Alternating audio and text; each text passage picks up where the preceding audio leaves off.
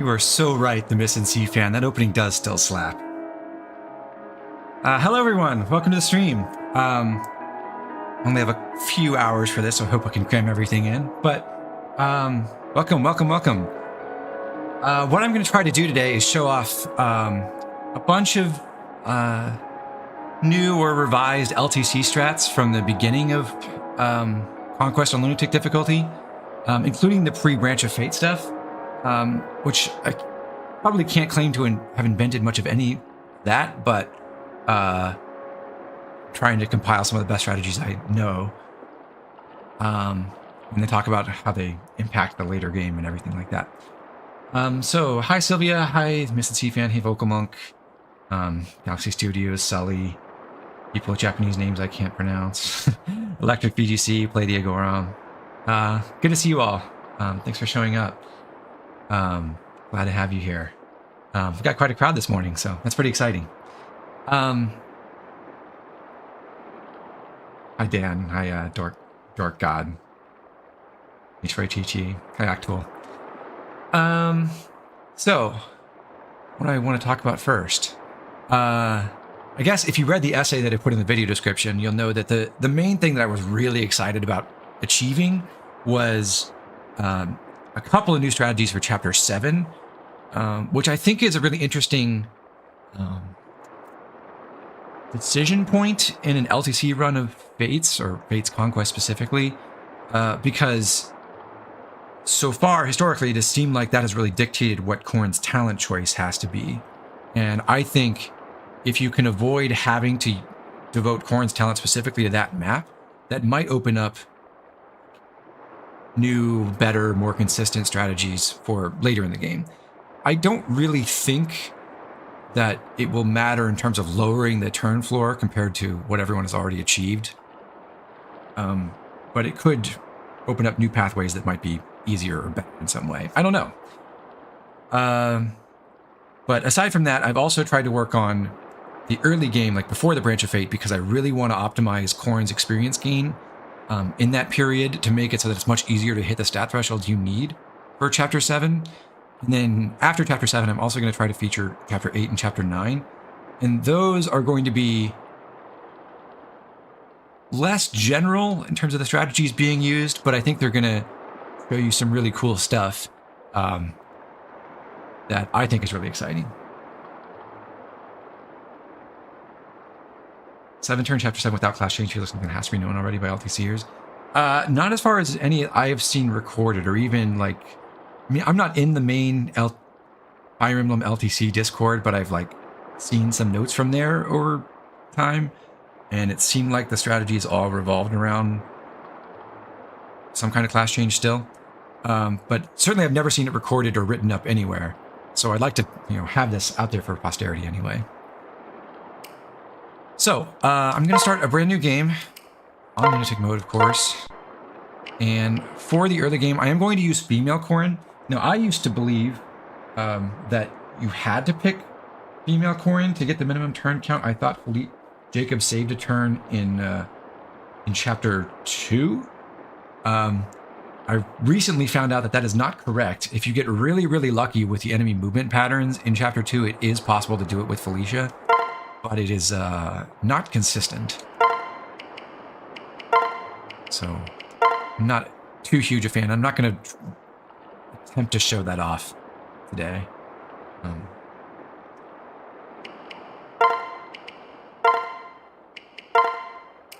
So picking female Corrin, and to set her up, I'm going to pick Quick as my boon and leave Unlucky as my bane.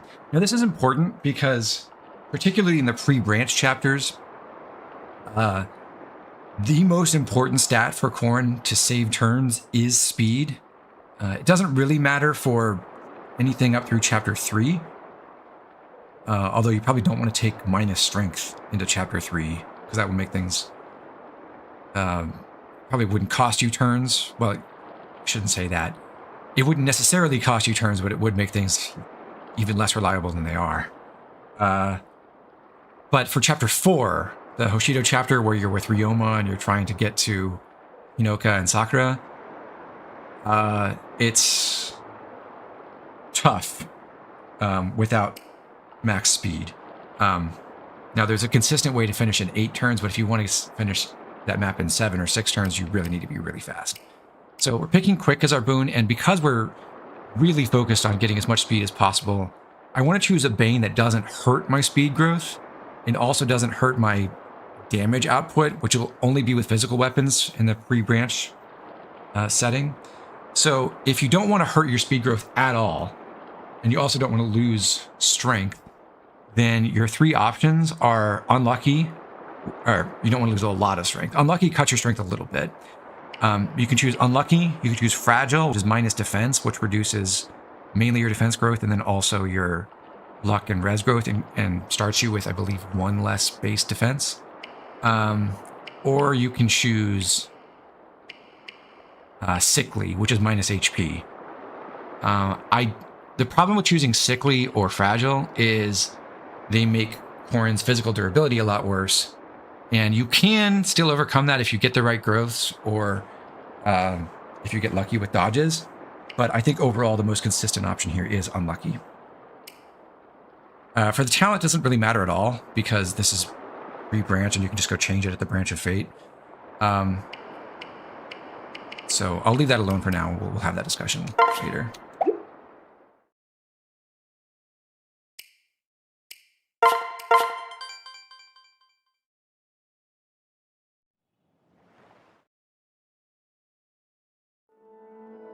Here I go. Are you all right? Okay, so it's no big mystery how to do Prologue as fast as possible. Although in speedrun, you can do it even faster by ending your turn. Getting experience for these kills. Listen. I believe in you.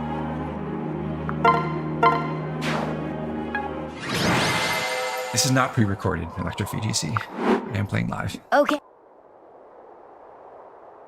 However, I should mention, I am playing with the average growth patch.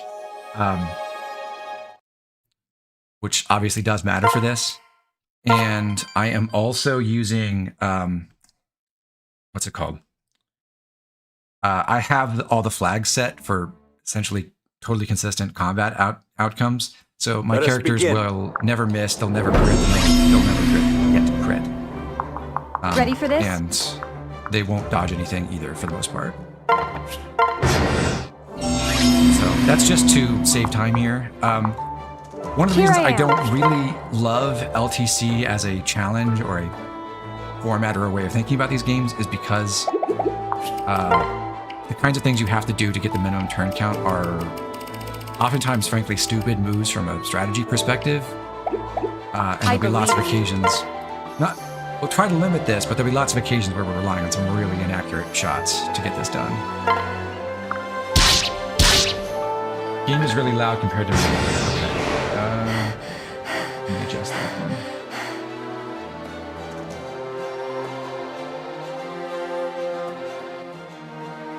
Okay, how about now? Is that better?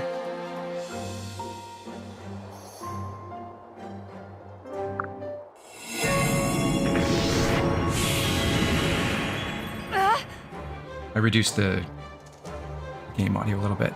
If it's still a little bit off, just let me know. I can tinker with that a little bit more. So I should also mention that by not taking HP or defense as a boon, I am technically losing a turn automatically on this map. If you've got more bulk, you can just keep fighting Xander and not go back to heal. So you do save a turn always if you have one of those boons. The trade-off is you essentially can't, by taking HP or defense as a boon, you essentially can't save 2 turns in Chapter 4, and you probably can't save 1. Here I am. It'd still be improved. Okay. That's funny, because maybe it's just because of the different games have different audio. But when I last streamed Awakening, I had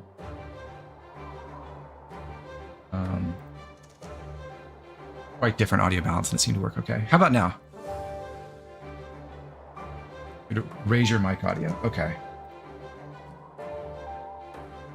Let me try that.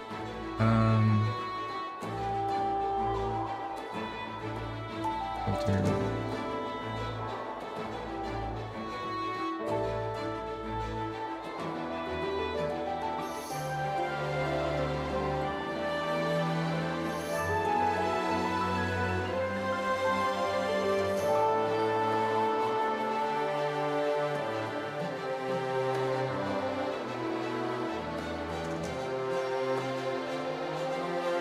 Okay, how's this?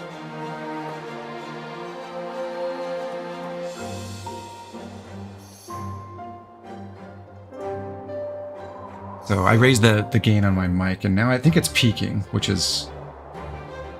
At least on my monitor here.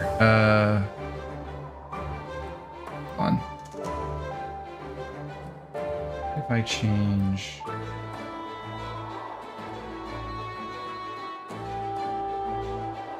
that?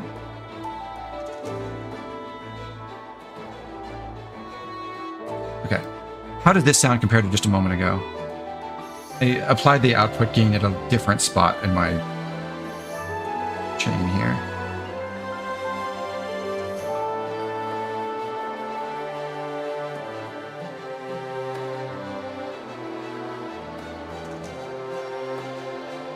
Okay.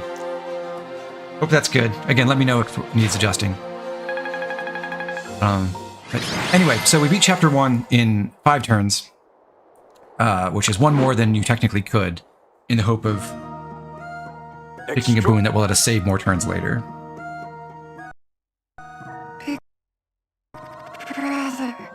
Oh. Why is this not... Hello?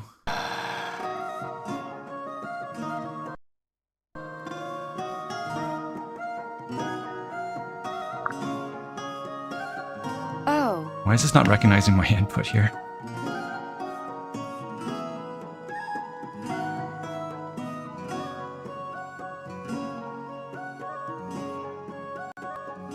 What?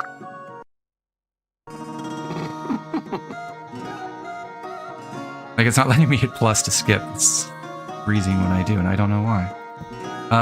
One sec.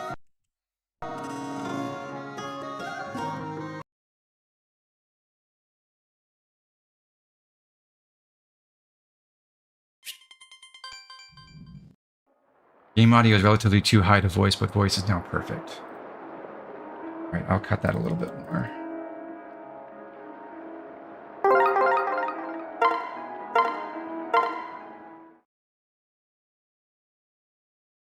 The heck?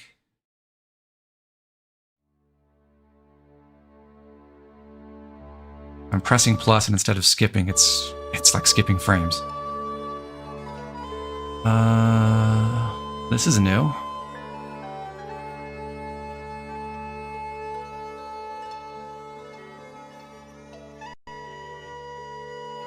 Time to wake up.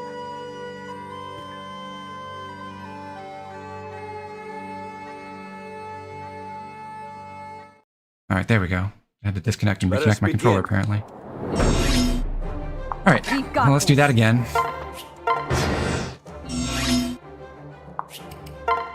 Off, fast. I'll protect you.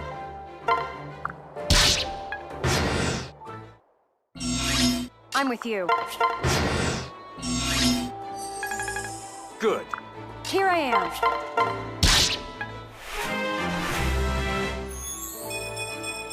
I'm here.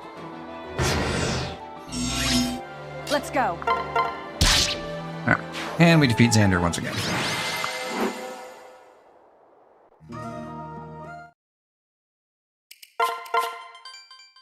Okay, so Chapter 2, Gifted Gunglari, is the first map with actual strategy to it.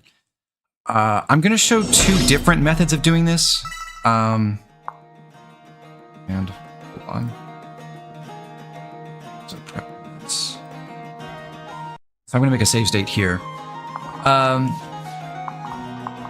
The first thing I'm going to show off is going up the right side and engaging Kaze's group first, and then the second strategy is going to go up the left side to fight Rinka first.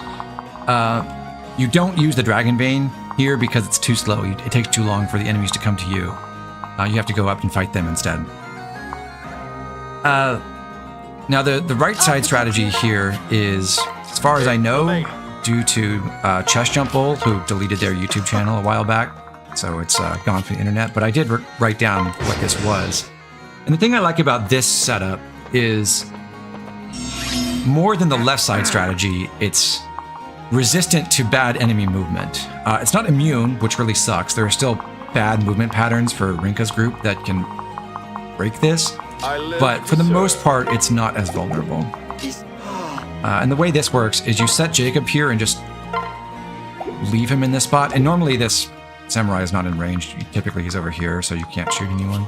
So Jakob just waits, and then Gunter uses his dual strike to defeat Kaze. So we're giving one of the kills to Gunter, which is unfortunate. And then you come over and have Corrin defeat this samurai using Gunter's dual strike. And then what's supposed to happen is... I'm here to help. Hold on. The other samurai dies to Corrin on any phase. And then the Kodachi samurai next to Rinka runs over to attack Gunter. And Rinka attacks Jakob. So Jakob survives and everyone's happy, and then we have to defeat the rest of the enemies here. You have my support. Gunter takes this kill.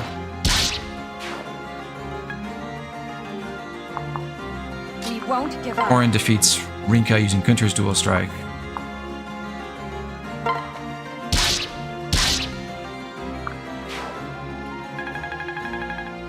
Almost leveling up. And then Jakob weakens the Oni Savage, which gets Corrin to the next level. So, again, this strategy is kind of nice because it's much more resistant to bad enemy movement, but the problem is you do give 2 kills to Gunter, which is definitely suboptimal in terms of experience distribution. So, if you just want to get through this and not have to reset much, I think it's a great way to handle it. But I am going to go back and do one.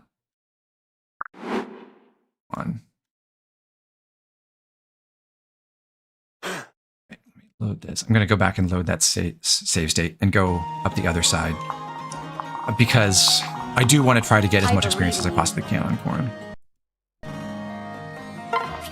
So for that, I'm going to have Gunter run over here, and Jakob's going to run up the left side.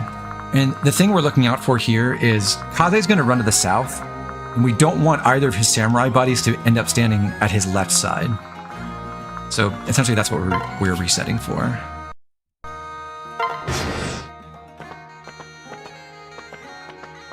And that's fine.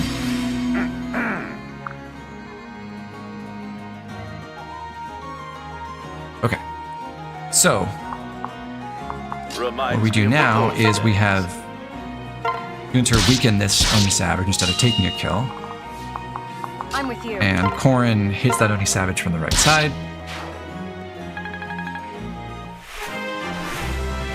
Leveling up.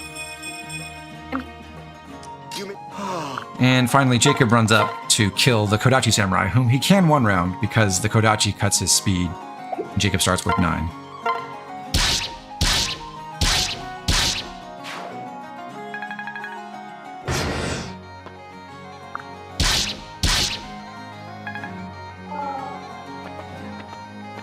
So the reason why we need Kaze to be uncovered on his left side is because we want Gunter to be able to hit Rinka and weaken her, but from a position where Corrin can then immediately use Gunter's dual strike against Kaze. Listen to your elders.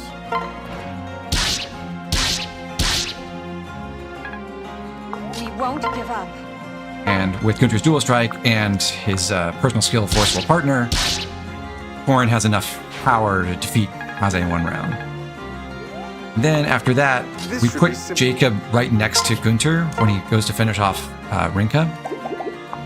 So Jakob and Corrin have the same defense. And if Jakob is close enough to Corrin, he'll be providing dim whistle to her. But Jakob also cuts the samurai's damage output by 2 because they lose their weapon rank bonus with weapon triangle disadvantage. And because of that, they will actually preferentially target Corrin and feed their experience to her. And they don't have enough damage to kill Jakob, even with only 5 HP right now. So the benefit of using this strategy is Jakob gets to level up, and Corrin gets an additional kill as well. So she gets further beyond just reaching level 4.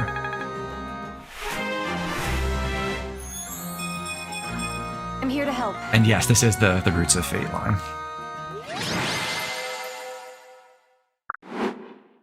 So that, I think, is the main strategy for Chapter 2, although it is the less consistent one. I got kind of lucky that Kaze cooperated the first time around. Also, I don't know why, but for whatever reason, my Nintendo PC is failing to render the chest on Nor Princess. Like, her whole torso is just invisible. It's been acting funky lately. All right. So we're on to chapter 3. And this one, I'm only going to showcase one strategy. I'm going to do it in 6 turns. If you happen to get lucky with Jakob and he gains a point of defense, which is unlikely. I think his defense growth is like 30%. But if you leveled up in the last map and he gained defense, then you have the opportunity to potentially save 1 turn here. I guess technically you could also get stupidly lucky with crits, but failing that, or dodging stuff, but failing that, you need him to gain defense to save a turn. And in that scenario, if you get defense on Jakob and you get stupidly lucky by having Winter crit the boss at the end, technically you can do this map in just 4 turns. But I'm going to go for 6, which is the method that's way more consistent. I'll protect you. With that, Reminds me of the old set up days. here. And Corrin should be strong enough to 1 round using Jacob's dual strikes here. If she hadn't gained strength at all, I could leave Gunter paired with Jakob, and that would make up the difference in damage anyway.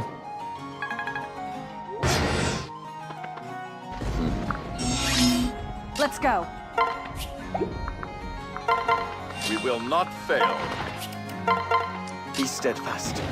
If Corrin had lost HP, then Jakob could heal her. Now that's the upside of not having them, not having Jakob and Gunter paired up. I'm with you. Alright, so we hit the Dragon Bane, taking the most direct route straight to the boss.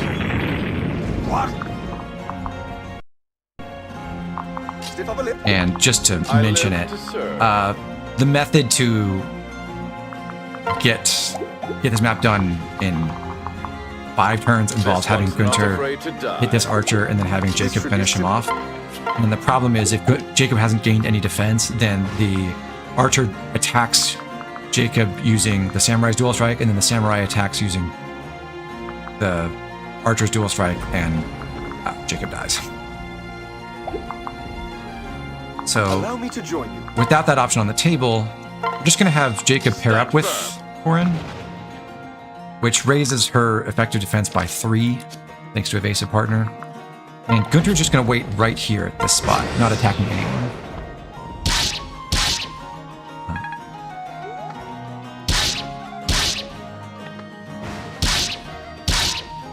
Jakob survives all that. I should mention that because this samurai has duelist blow, Corrin's hit rates against him are not great, but that's how it is sometimes. So now we run towards the boss, have Corrin kill off the archer. So she levels up again. This is my. You have my support. And we use Jakob to heal Corrin up. Now, depending on Corrin's growth so far, if she's gained enough defense, as she has in this case, the samurai attacks Jakob. But if she's a little bit weaker, then that samurai will attack Corrin instead. which is technically better for Corrin's experience optimization, but I know, you know, having the defense is nice This too. should be simple. So in this scenario, with Corrin still being healthy, Jakob doesn't need to heal her. Instead, he just takes the kill. That's this archer. So he actually gets to level 3, which is beautiful. That means, This won't do. well, if we switch to male Corrin at the branch, he will come back at level 15 and already have He Tonebreaker. won't give up. And Corrin runs over to fight the boss, Omozu. She's within Jakob's aura, which really, really helps I'll to protect protect her you. from all the enemies here. And she actually has enough strength that she can two-shot Omozu if she happens to hit both times. Which is great because if she dodges once, she can still finish him off on player phase the following turn.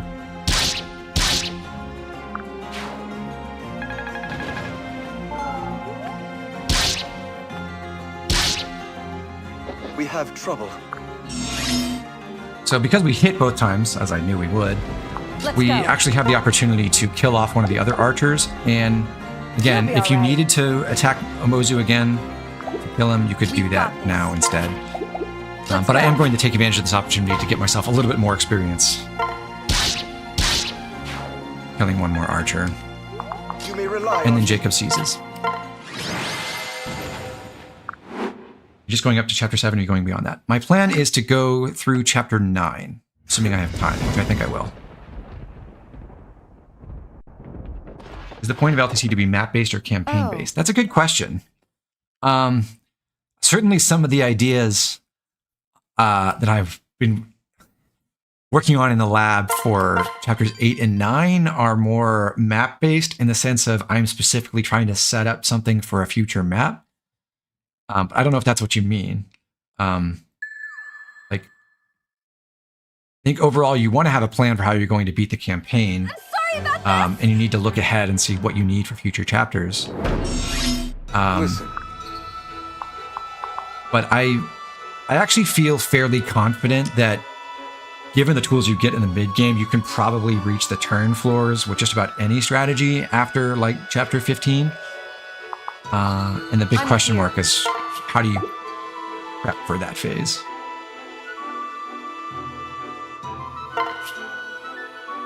So chapter 4. This is the one place in the early game where you can really save turns if Corrin is very strong.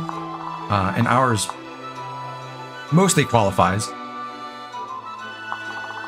Currently Corrin has 11 speed, which is enough to double every enemy other than the boss faceless with Kaze's parrot bonus.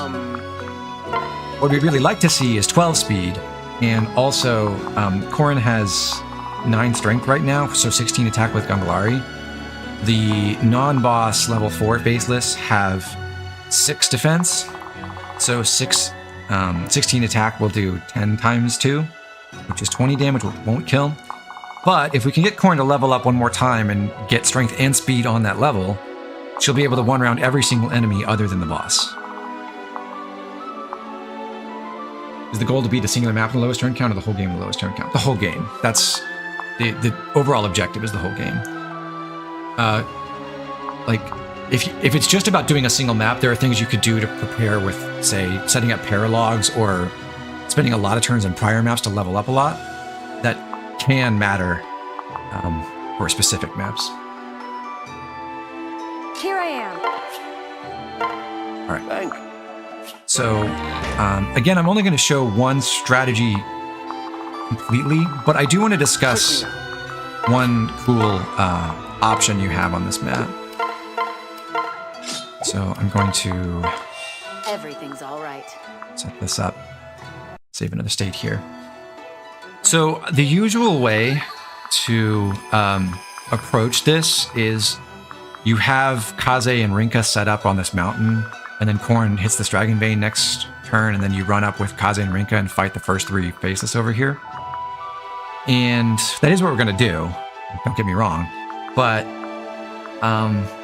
I worked out something cool about this, which is that if you drop Rinka on this mountain, now of course your penalty here is your hit rates are not amazing, but you give the enemy an opportunity to fight and damage Rinka which means you activate Fiery Blood, and all of a sudden Rinka does 4 more damage than she used to, without really losing a lot of HP from this. Leave it to me. So if you do things that way, and you hit this Dragon Vein, then you can do the usual opening move, where Kaze We'll runs teach them up a lesson. here underneath this Seal Strength Faceless. But now, instead of, say, shooting this Faceless who was down here, you can have him hit the other level 3 Faceless up above, and he'll get to kill both level 3 Faceless on enemy phase, and the other Faceless, the level 4 one with Seal Strength, will be too far away for Ryoma to steal the kill next turn. So you get a really nice amount of experience on Kaze, and you've got the Fiery Blood set up on Rinka, and you can still give this last kill to Corrin to help him reach level 6 for the next turn, before you have to go fight the boss, because you can have him run up, or her run up here, switch and wait, and then have Kaze take Corrin back, switch again, and have Corrin kill this Faceless. And unlike the usual setup here, there's not another Faceless left alive, so you don't have to worry about anyone taking damage on enemy phase. No one's going to attack Corrin and weaken her and make it so that it's not safe to hit the Dragon Vein next.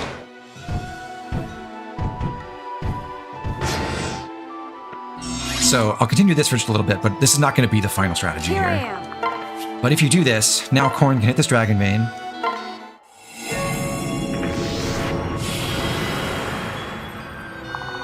Rinka waits next to Corrin, but now she has Fiery Blood active, so when the boss fights Rinka, she's going to deal a lot more damage back than she otherwise would have.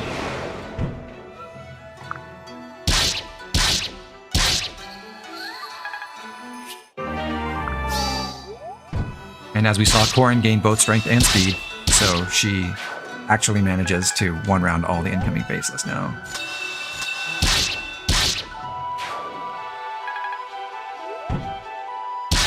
And so the speed was not important for this turn, but it is important for possibly the future. In this setup, it's not that I'm showing right now, it's not really important to get to 12 speed. 11 is just fine. But you don't need to double the boss. But now you have much more room to get the boss kill, because Rinka did more damage.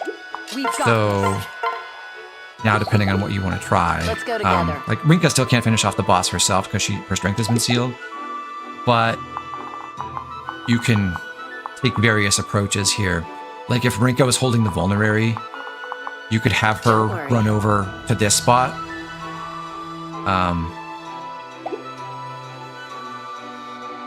Sorry, is that going to work? I'm with you. Let me think.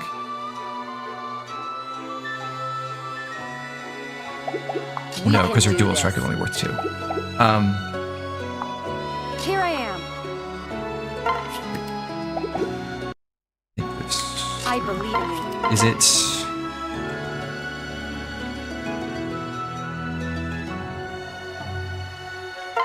Is this enough damage? I forget.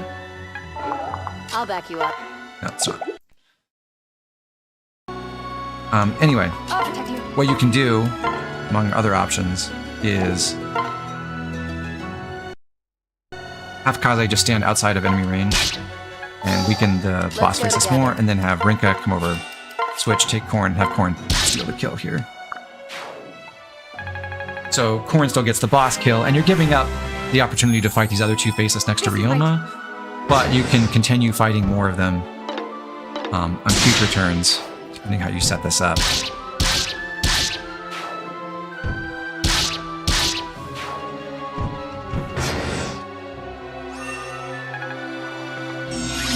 Because Corrin can... I'm here to help. Okay, yeah, Corrin and Kaze have full guard Here I gauge. am. So Corrin can just run here, drop Rinka, and have Kaze pair up with her. She's got a full guard gauge, so she's shielded, and she can kill off his Faceless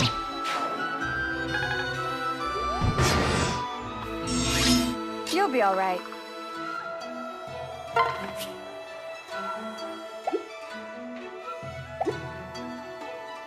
Although I think technically... Yeah, she would actually die to the other faces. So I think the right method for this is actually switch...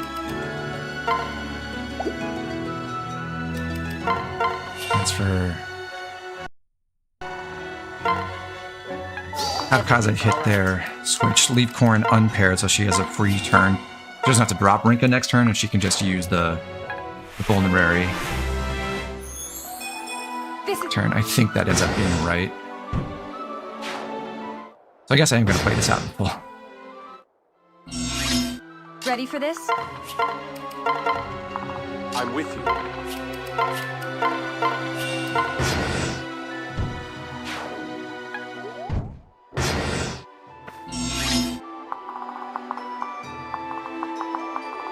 Okay, and then you can hit the final Dragon Vein, which doesn't actually give the kill to Corrin, unfortunately, because although Corrin and Kaze have a full guard gauge, and if Corrin had like 1 less HP, this Faceless would see lethal on Corrin and would try to attack her. Unfortunately, she's a little bit too healthy, so that guy will go for Sakura, and Ryoma will take the kill. Don't worry.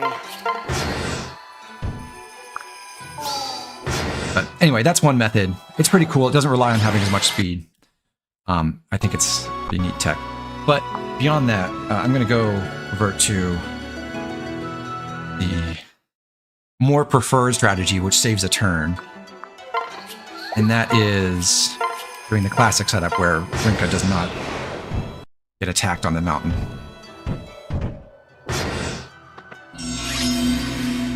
Let's go. And for that, we're particularly focused on giving as much experience to Corrin as possible in this clear and making sure that her guard gauge gets filled at the right times. So we don't...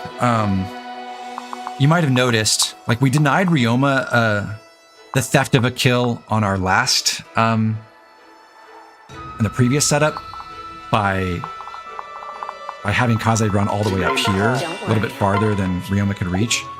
But this time, but when we did that, Ryoma ran all the way up this way and then into the woods here, and then was able to run into the center of the map and kill one of the Faceless on his turn. And then he ended up killing a couple more on the following enemy phase. What we're going to try to do instead is bait Ryoma into only moving a couple of tiles I'll back you up. and being stuck on the east side of the map while we try to clear the entire center. So for that, we'll check here. I believe it's this square. Yeah, Kaze wants to stand southeast of the nearest Faceless and just wait there.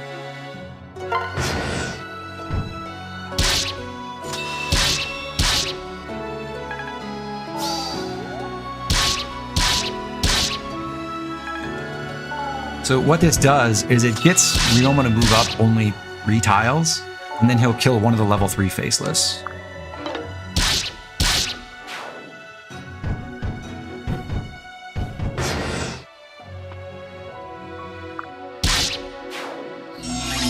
Once he's done that, he can pick either one. If he kills the right-hand one, then Kaze has to run around and stand on this square. But because he killed the left-hand one, we can just go right here. Kaze steps to the west, and he kills the other level 3 Faceless.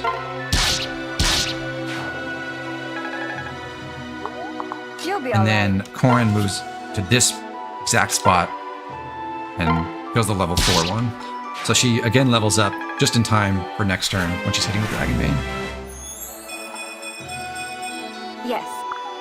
And in this setup, we really do need to have 12 speed on Corrin because we really want her to double the boss. We've got this. Let's go. So Corrin hits the Dragon Vein now.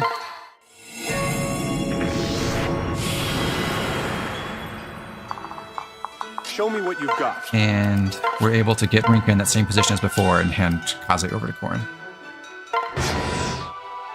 Fiery Blood is not active, so Rinka does 4 less damage, but that's still okay. Enough for what we need.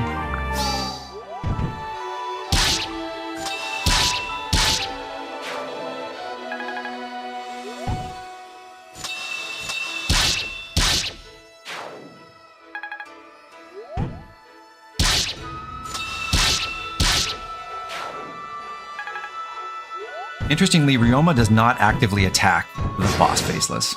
I'm not sure why they made him work that way, but I guess you don't get a free kill. So in this setup, we're not going to try to kill the boss faceless on player phase. We're going to kill him on enemy phase. I'm and with you. our Corrin is strong enough to pull that off. He just needs to be healed. So she runs over at, let's say, this spot where she's kind of diagonally adjacent to 2 enemies here. And then she just heals herself. Don't And worry. Rinka, because she's in a woods tile and there's only plains to the right, but there's also a woods tile here, We can do is able to this. run away from the boss and get out of his range.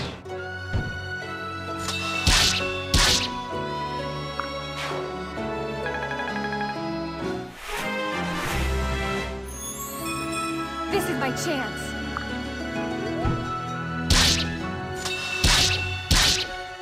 Now, it works out to actually be crucial that Corrin gets a defense gain on that last level up as well, I believe. So this is a strategy that only works if Corrin is particularly good. Not above average, really, but at or above her average in almost all of her key stats, which I is believe in you. less common than you might think. But hey, at the end of this turn, we got a full guard gauge, and we're able to reach the final Dragon Bane. So we hit that.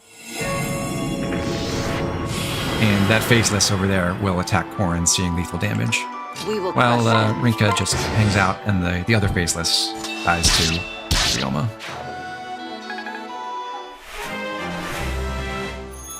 Do you have any plans to stream after release Leave of it to me. Fortune's Weave? Yes, I will almost certainly be streaming that when it comes out. Unless there's really bad timing, like I think Engage. Did Engage come out while I was traveling? I forget. But anyway, so if you've got a really good Corrin, you can do that and finish the map in 6 turns instead of 7.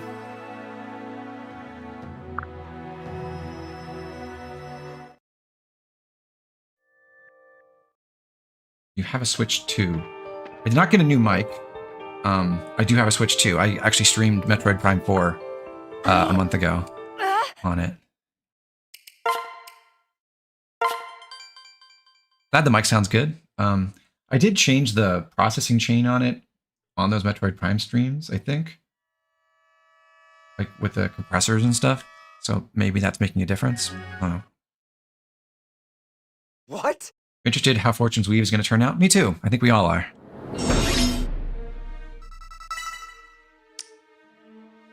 All right. So, Chapter 5 is probably the most frustrating map to play if you're going for a low turn count. Mainly because of the duel between Ryoma and, spoilers, Sumeragi's Phantom.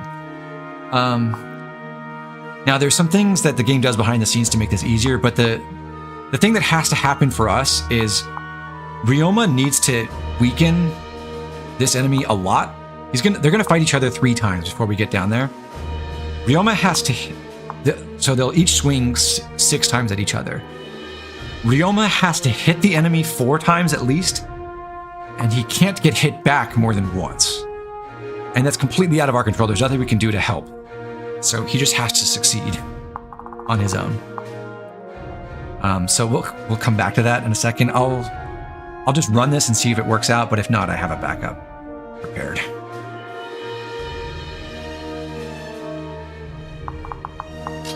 So what I'm going to do is have Corrin run west into range of just one of the Steel Sword Samurai here. I'll back you up. I'm with you. Who joins Kaze. And I'm going to have Azura sing to Kaze from the left side.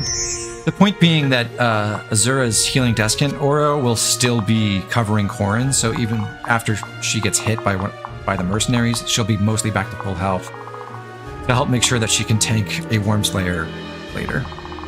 No hesitation. I'll try my Sakura best. runs down here, Looks like we have no and choice. Kaze waits immediately southeast of her. And this is the other source of frustration on this map. To get this setup to work, well, first off, I didn't mention this before. Kaze did level up on the last map, and that is really important. He got his final points from dual guards.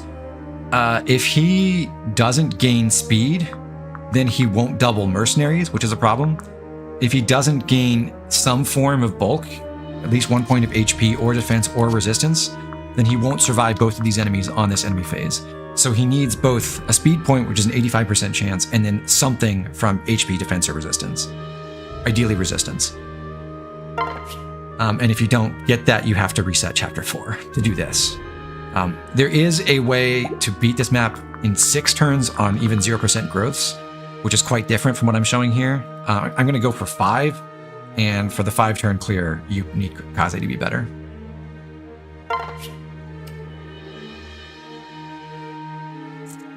Blossoming Ray Life. Yes, I will talk about what's going on with Ryoma in a moment.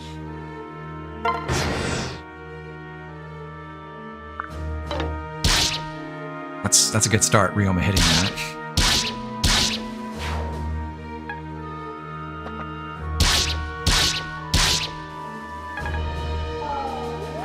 Okay, so this happened to work out because the other source of frustration here is to make this 5-turn setup work, at least in the way that you really want it to.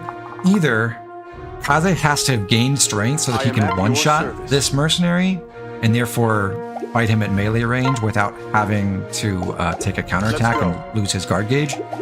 Or the Dark Mage specifically has to attack Kaze from this spot, which means, like, if Kaze didn't gain strength, this is a raw 50-50. The mercenary can attack from either side, that doesn't matter. And then the Dark Mage will see 2 different locations that he can attack from using the mercenary's dual strike, and he has to pick this one. So if the mercenary attacks from the south, we don't want the mage to also attack from the south. If the mercenary attacks from the east, we don't want the mage to also attack from the east. In fact, even if Kaze does gain strength, if they both attack from the east, it still messes this up. And the reason is we need Kaze to end his turn on this square here that I'm highlighting now, so that he's in range of all 3 of these mages at once. If Corrin gets a level while in Feral Dragon form, do they get those stats when they return to normal? Yes. They get to keep the XP, and one thing you might also not know is breath is the same weapon experience category as stones. So whatever weapon experience you get with Draconic Rage also counts towards your Dragonstone experience later. So this has all worked out great so far. In fact, it's been perfect as far as we've seen. Ryoma hit both attacks when he fought on enemy phase and on ally phase, and didn't get hit either time. And the game is cheating behind the scenes. On turn 1 and turn 2, Ryoma has a flag that forces him to avoid every attack. So the boss Swordmaster, in fact, cannot hit him on turn 1 or turn 2. But he can hit Ryoma on turn 3. So just on turn 3, we have to look out for Ryoma dodging at least 1 attack. On Ryoma's phase, he gets Duelist Blow, which helps. But on the enemy phase, the boss Swordmaster has a 72% hit rate, and then on Ryoma's phase, he has a 42% hit rate, and Ryoma has to dodge at least once.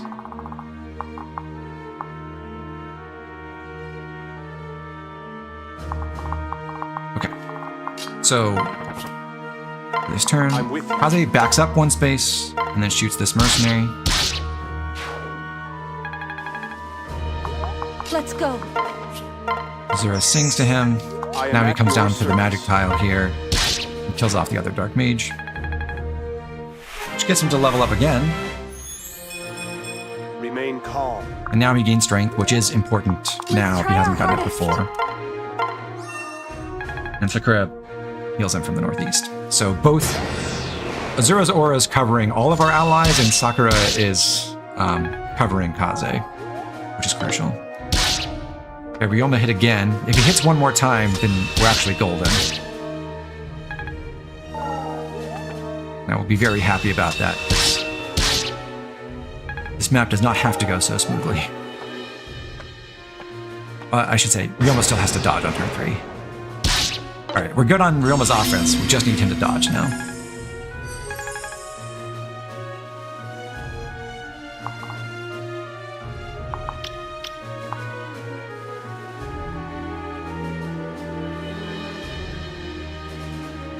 No hesitation. Now, we've got this mercenary incoming, but we don't want to fight him on player phase. We want Corrin to come down and break through this mercenary pair, or at least start on that. Everything will be So alright. we start by having Brinka kill the mage below her.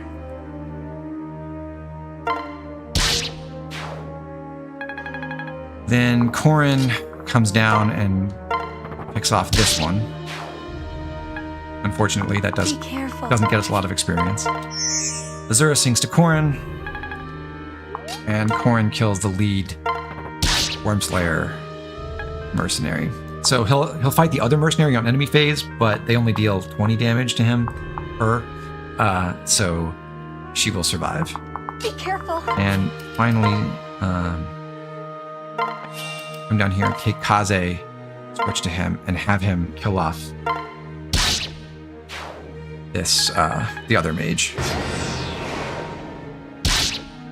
All right, Ryoma, please dodge on your turn.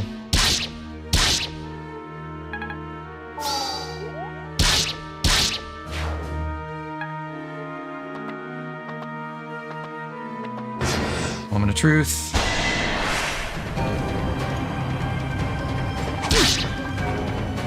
Oh, all right. Sorry. So that's a failure. And the reason it's a failure is because we need Ryoma to survive and then be able to run back on his turn and take out this mage and then also this mage on enemy phase of turn, or ally phase of turn 5. So we can still beat the map just fine without that happening, but to do it in 5 turns, we need Ryoma to live. So I did, like I said, I prepared a backup for this situation.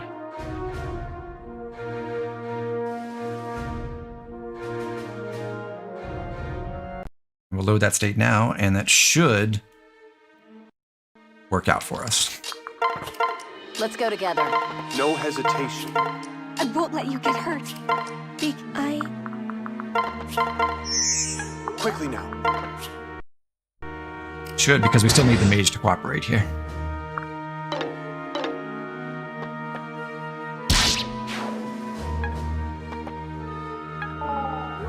Nope.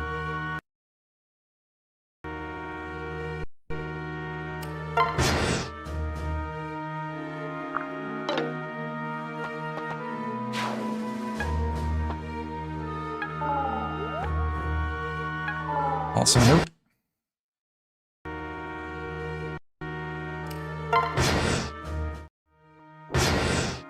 Okay. Should be good now. Big sister!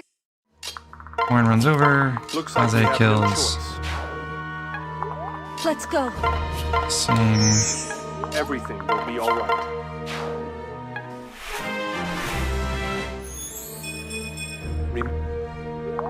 Let's try our hardest.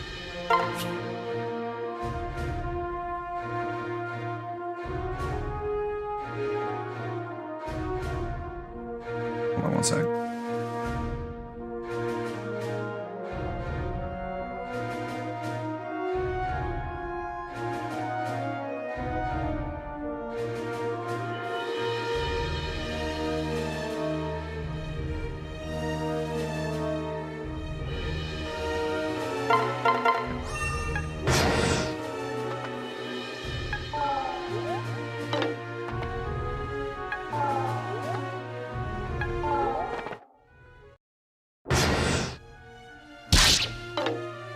So in this particular situation, we're looking for Ryoma to hit both of his 55% attacks on the following ally phase. We need him to get the boss to less than 21 HP, because Corrin has 38 attack with Draconic Rage, and the boss has 17 res, and we need to be able to one-shot with Corrin. So if Corrin is particularly high in magic, you could potentially get away with only having Ryoma hit 3 times instead of 4. Let's go.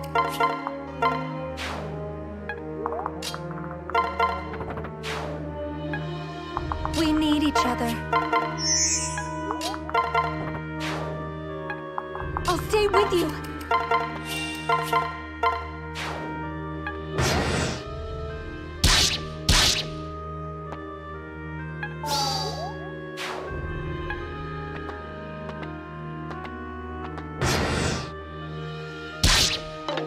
Here we go.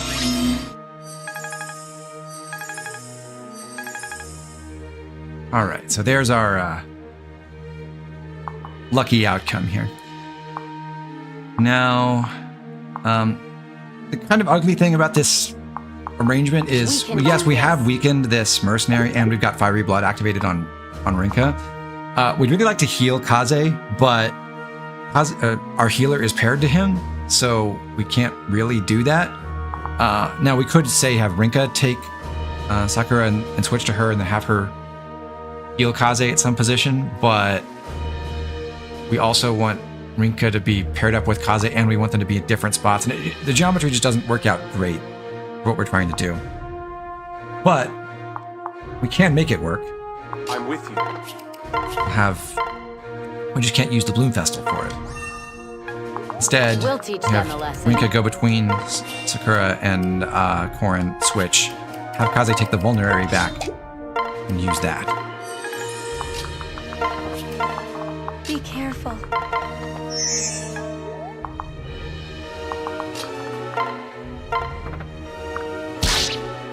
So at his new position, Kaze will fight 2 mages and the mercenary that's coming in from the north. He'll be able to kill the mercenary because we've wounded him enough. And he'll survive the others, just barely.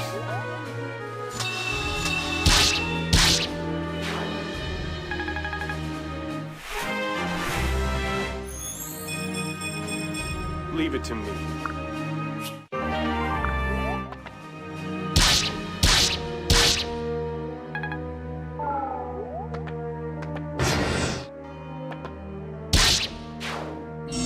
So there's Ryoma coming in to take out that mage after Kaze fought him.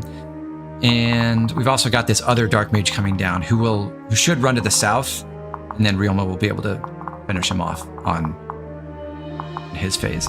So to fight these other 2 dark mages, well, Corrin's too far away. We could have her run back up and then have Azura sing to her, but even better than having Azura sing to someone and so that they can go take this kill is just have Azura You take have the my kill herself. support.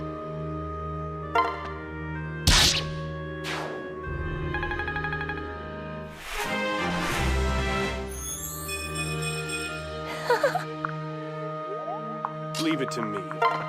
And with our full guard gauge, we can have Rinka attack this Dark Mage first. Happens to get her level 5, you know, in case you care about setting up a birthright. What shall we do? And now we can take Kaze, switch to him, and have him take the kill.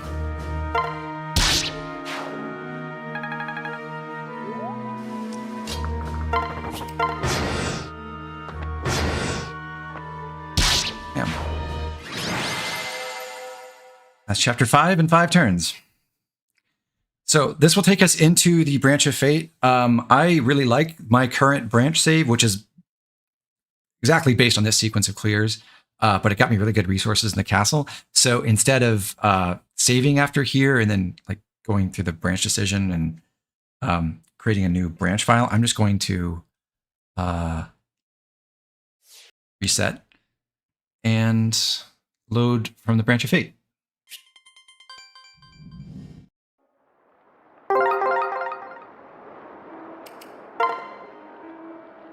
And for that, I am going to switch to male Corrin.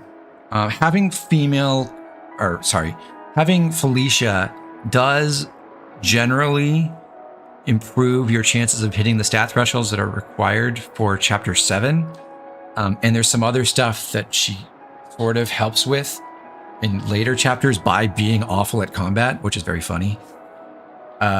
So I'm going to go with male Corrin.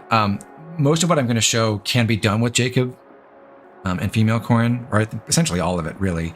But there are some situations where there might be more tonics required, or Corrin just has to have better raw stats than with Felicia.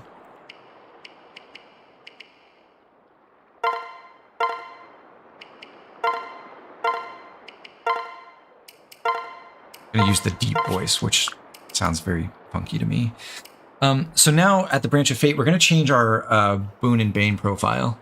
Remember, we took Quick and Unlucky because we were really, really focused on getting that 12 speed benchmark for that 6-turn clear of chapter 4. But now, speed is quite important. but we have other benchmarks that are also helpful. And I think there are different methods for Chapter 7 that I'm going to show, and one of them relies more on strength than magic. But I do think having a magic boon overall, looking at the numbers, having a magic boon overall gives you the best chances of being able to do what I want to do in Chapter 7. And I think it is the best boon for Corrin in a vacuum as a combat unit.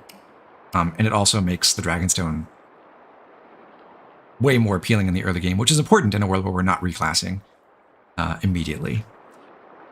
So I'm going to go with Clever, and for the Bane, I think both Unlucky and Excitable, that's minus res, are reasonably good options, but in this particular environment, I really like Unlucky because the speed, defense, and then speed pair-up bonuses that Corrin gets as personal bonuses with this Boon Bane combination are just really, really nice for some of the things we're trying to do later.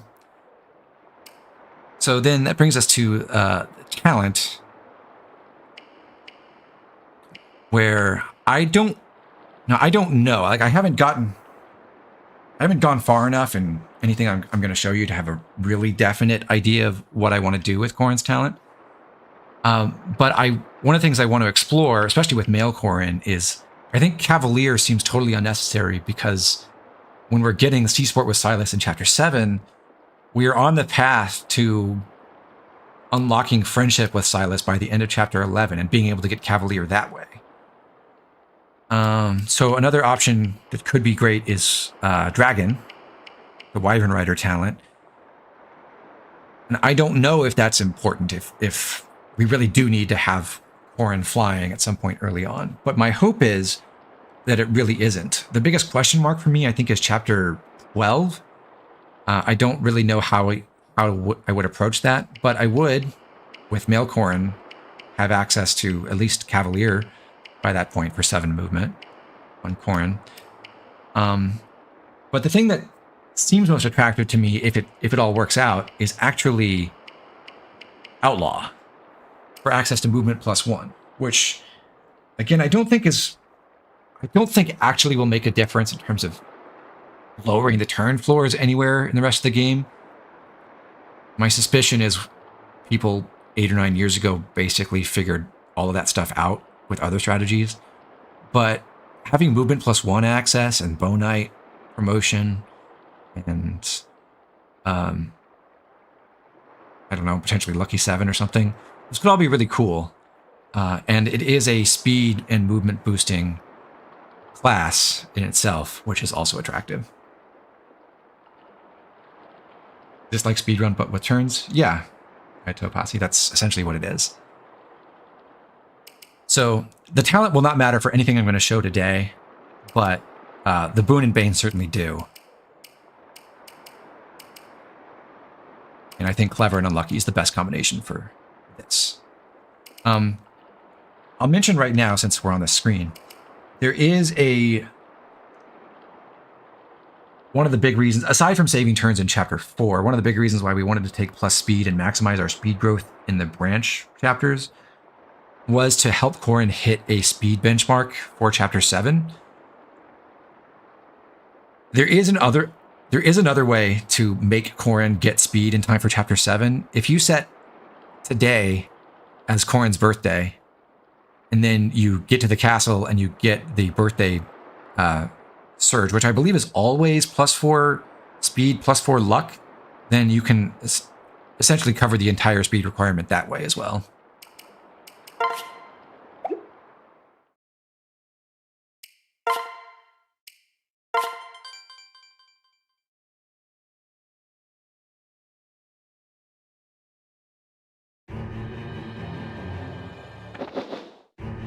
Now, in Chapter 6, of course, this is a conquest thing, so we're choosing to fight with Nor. And our objective on this map, well, the literal map objective is to defeat 4 out of the 5 enemies. It is technically possible to defeat Ryoma as one of those enemies if everything works out nicely. Like if the enemies just move in a helpful way. But we're not going to count on that, so instead we're going to try to take out Yukimura, Sakura, Hinoka, and Takumi.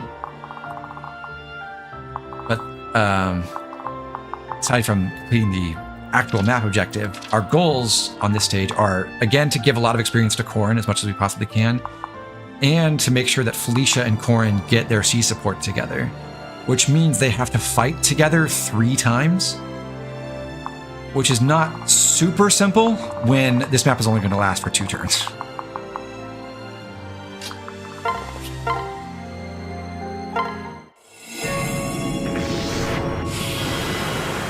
Surprised LTC doesn't use 100% growths. There have been playthroughs doing that.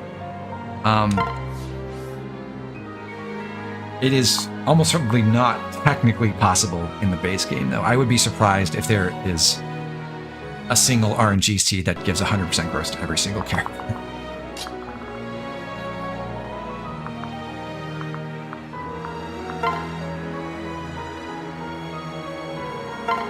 Alright, so what we're going to do is make sure that Leo is in range of, Takumi. And we're going to put Felicia in range of Yukimura. She just barely survives him. Ready for this? Corrin runs right here outside of... actually here. Switches to Camilla, who just waits.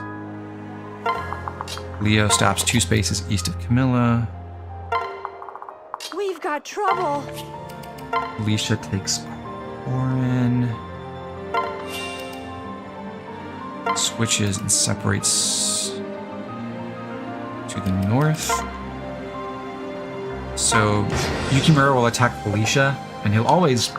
This doesn't really matter for anything, but he'll always do it within Malefic Aura range, which is kind of nice. Ryoma is scripted to always attack Xander whenever he can. And Takumi comes over to shoot Leo.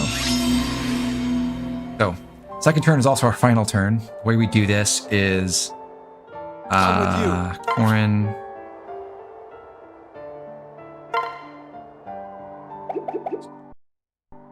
Here I am. Corrin comes here, defeats Takumi.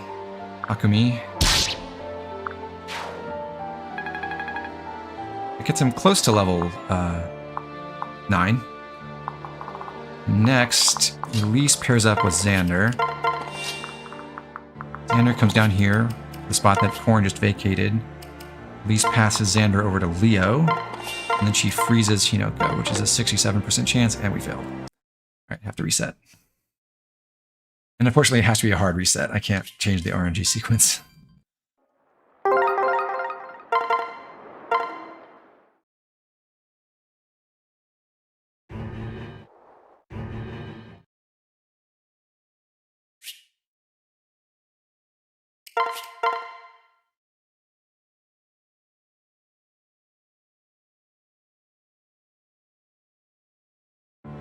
I wish there was a flag I could set to make staff accuracy 100%.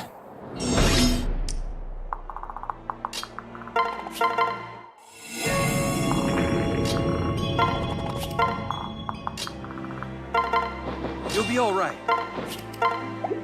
Switch. Oops. I'll help you. Now, there are... I guess I'll mention... if you have Felicia stop here and drop Corrin to the north, and if Corrin's holding a Dragonstone and has good magic, there is technically an opportunity for Felicia to get the kill on Yukimura. But it's way more finicky, and like Yukimura doesn't necessarily have to move to a spot where he's in Malefic Aura range, and that ruins it. So I don't prefer that strategy.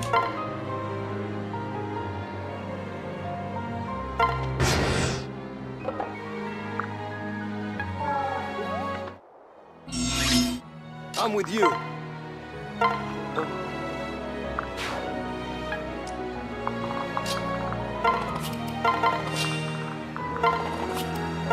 Switch. Transfer. Freeze. No!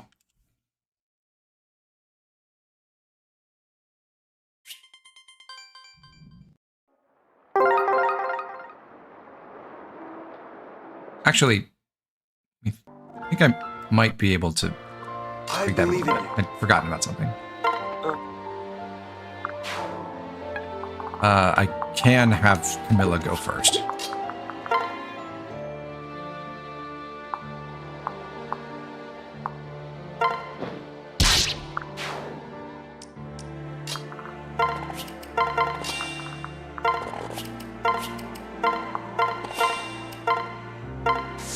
Hooray. Now I need Xander. Leo does not have enough power to one-shot Sakura here, but Xander does, assuming he hits. And he does. I'll help you. And now Felicia, who gets to be covered by both Lily's Poise and Rose's Thorns, can attack Hinoka using her Iron Dagger. She should also make Corrin equip the Dragonstone, which has more accuracy.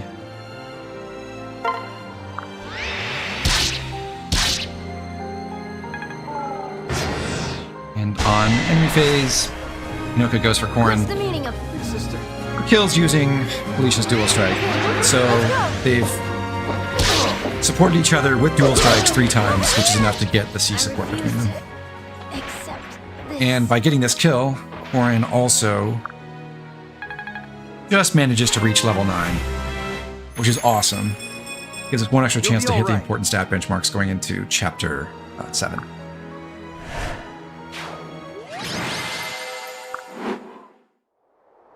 I'm so... So that is chapter 6 in 2 turns. And now we get to the meat of the story here.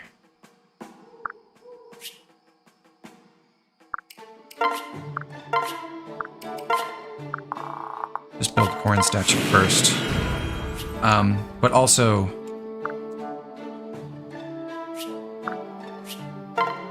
obviously there's an important decision to make here. Do you build the armory or the staff store at the beginning? And I'll mention for the real old heads who watched some of my ancient videos, when I last did an early game LTC,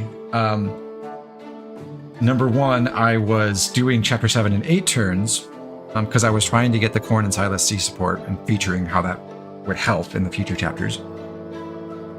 And I also followed, I believe it was Gwimpage's rule set, and then I had unlimited Dragonbane points to use, so I was able to build all the buildings I wanted immediately. So for chapter 7, I had the armory and the staff store. For chapter 8, I had I think the mess hall already. And for chapter 9, I had the prison and the smithy. And those things are not going to be available to me. I'm not playing with infinite Dragonbane points, just the 1 point you get from every map. So there is a real decision to make here. And for chapter 7, I think the clear winner is the staff store, because the tonics that you can buy are just that important.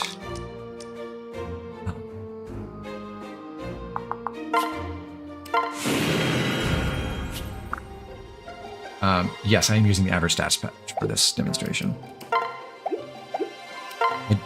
This doesn't really matter because on an LTC playthrough, you probably wouldn't be doing the invasion maps unless you want to include that. But I'm going to change the castle style to Nestrian and change my layout to my preferred one for the early invasions. Which is, let's see, private quarters over here, Woods Hall over here, Traveler's Plaza there, Lilith up here, mine this way, I believe. And the Corrin statue can go here.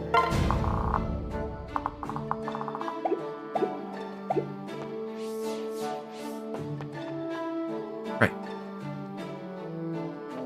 And we do want to keep Felicia as our assistant. If you have Jakob, that's not good.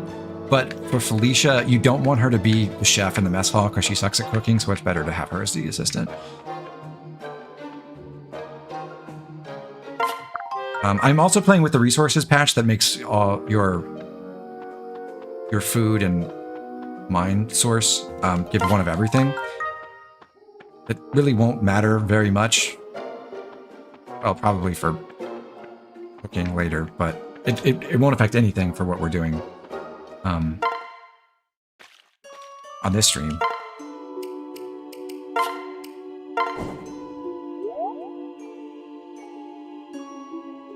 How many chapters am I doing? Up through chapter 9.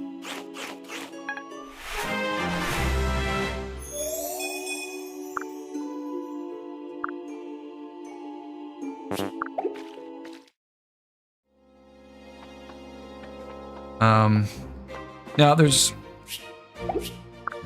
not turn on street pass. There is one other thing that you can consistently do on this in the castle at this point, and that is depending on the time of day when you get here, the treehouse may be open. And I don't normally use private quarters. I'm not a fan of like exploiting the fact that you can pass real life time or change the calendar, change your like system clock to farm support points with Corrin. And in fact, a lot of what I'm going to show off in chapter 8 and 9 is about optimizing or maximizing Corrin's support points with specific characters in a world where you can't just use the private quarters to do that. But I do feel like morally using the private quarters right now at the very beginning of a conquest is fair game because there's no rigging involved. You don't have to like wait and reset it until you get the right character as one of the 3 options you can actually build support with in the private quarters. And so you can just always gain support with your first servant. And if they like if this system time is right when you get here, then you just get to do that for free. Otherwise you just have to pass real life time to make that happen, which is annoying. But to compensate for that, since my private quarters are not open right now, I'm going to give myself a seat of trust and use that at the beginning of the next map. It doesn't really matter. I'm not actually going to use the next support rank that I'll be able to get. And I should also say, before you use the private quarters, you should view the support here, which we just worked so hard to earn. So that then you have 1 extra point towards B support between Corrin and Felicia. But the idea is, on the next map, we'll get 3 support points and unlock C support with Corrin and Silas, but we'll also be able to get 2 more support points between Corrin and the first servant and get that B support. Which, again, will not matter for anything in Chapter 8 or Chapter 9, but I just think is worth doing. So I'm going to set up for the next map by buying a few things from the staff store. I need a speed tonic for Corrin.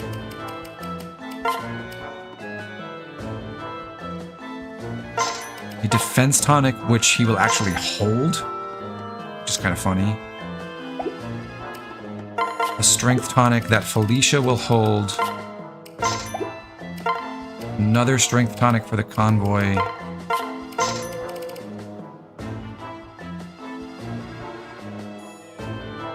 And a vulnerary for the convoy.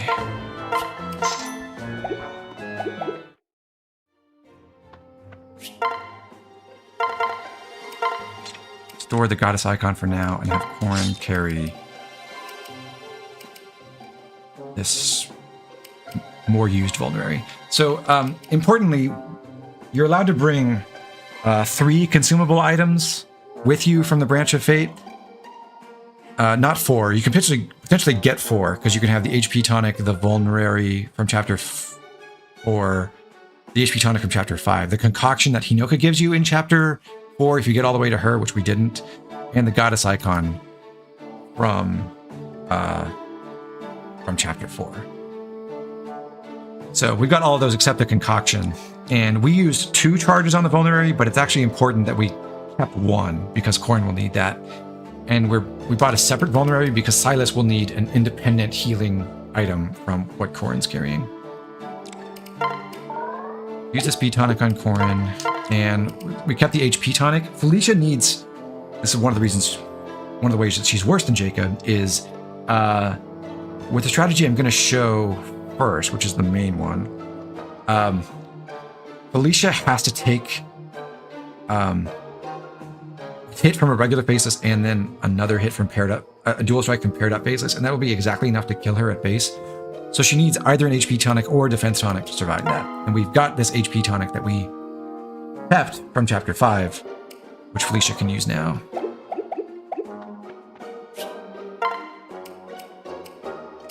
So Corrin's holding everything he needs. Look with Yato. Felicia's got her stuff. We've got a spare strength tonic and vulnerary in the convoy. It should be good.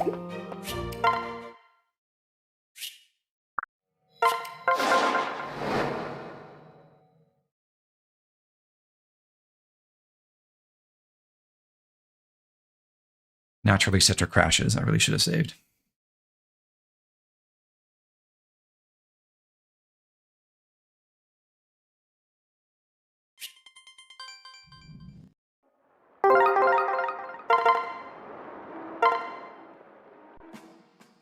Yeah, let's do that again.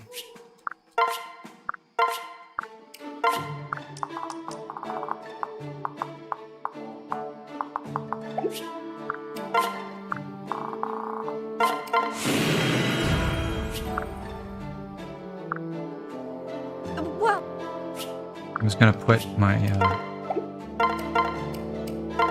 my staff store in exactly the right spot instantly, but my dairy farm's in the way. Right, castle settings, change style, Nestrian, change music. Let's find out what we are. Oh, we're the ocean's gray waves.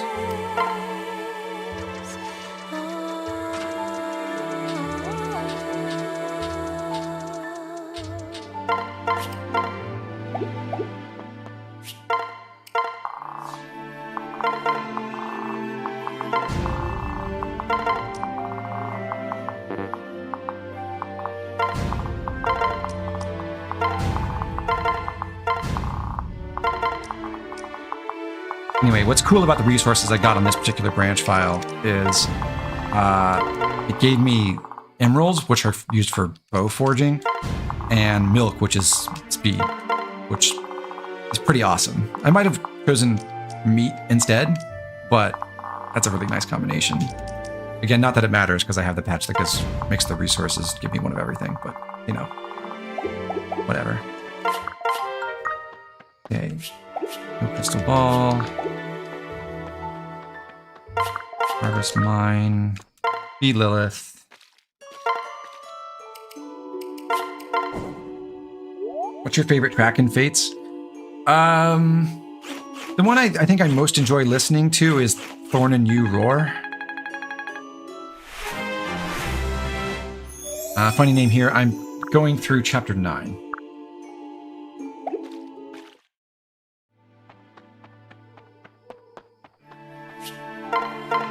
Build staff store.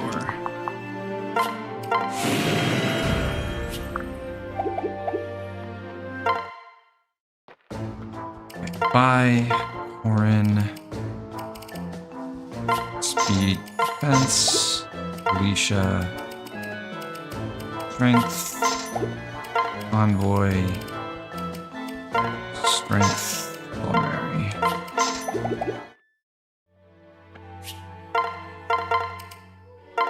Yato, store that, use speed tonic. Use HP tonic.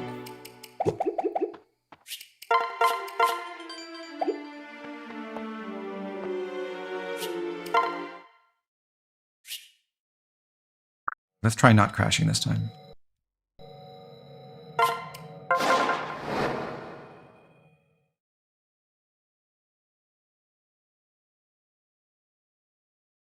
No such luck. I don't know what's going on. This has not been a problem historically, but it's been happening a lot in the last week or so while I've been working on this.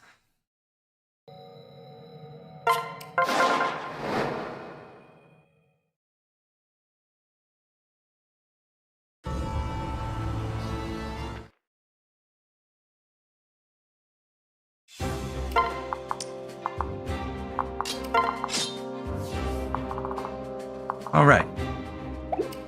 Let's save that again. And like I said, I'm going to go give myself a seat of trust real quick. Is that slot 2?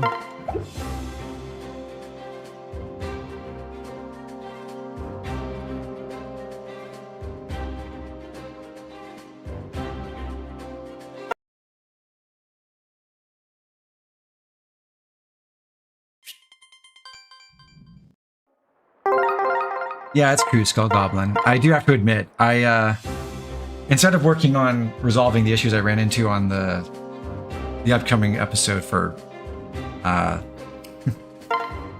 Train Everyone Challenge, I did spend most of my spare time for Fire Emblem stuff in the last couple weeks thinking about this. But it's been really fun, and I'm glad I get to bring this to you now. Right.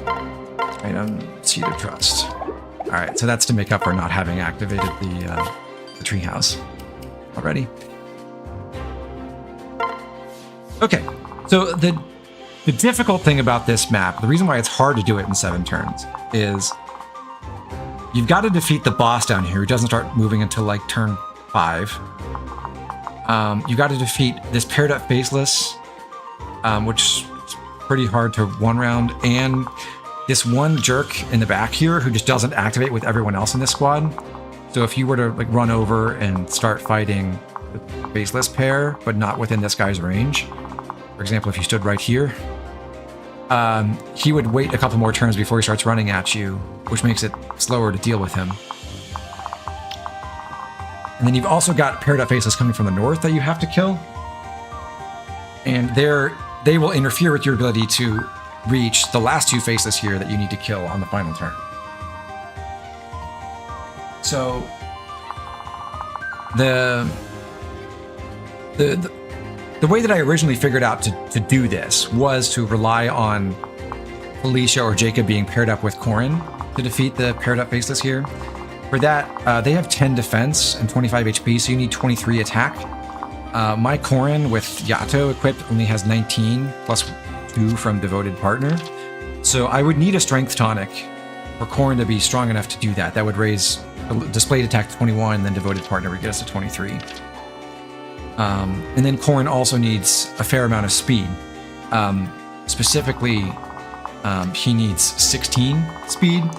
We've got that more than covered. We wouldn't need a speed tonic if we were doing that, because with C support with Felicia, she's got a 4-point para bonus. And that would get us from our base value of 12 all the way to 16 by itself. And then you've got Yato, which also gets +1 because it's a katana. But the main strategy that I'm going to feature here is can't use that because we need to get Corrin all the way to this square on turn 1. And technically you could do that by having Felicia run over and then drop Corrin to the north. But then Felicia's exposed on this left side.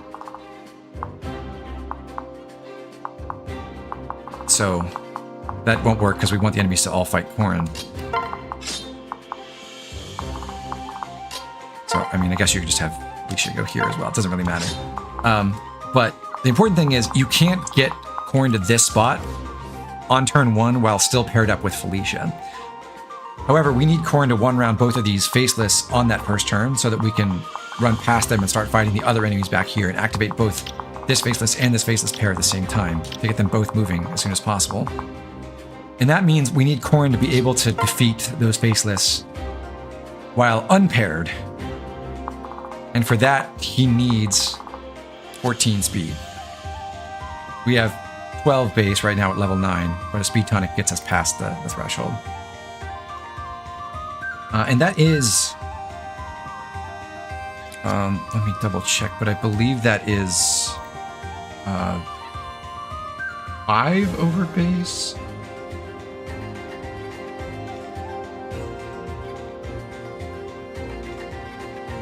No, yeah, 11 is 5 speed over base. Corrin's natural base speed is 6 without a speed boon.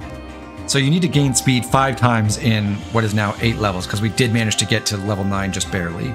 If you don't quite reach level 9, but you want to do this strategy, Corrin has to get 5 speed in 7 level ups instead, going from 1 to 8, which is a little bit tighter. Now, for our Chapter 4 strategy, we already gained 4 speed and 5 levels. I didn't discuss this, but maybe I should have.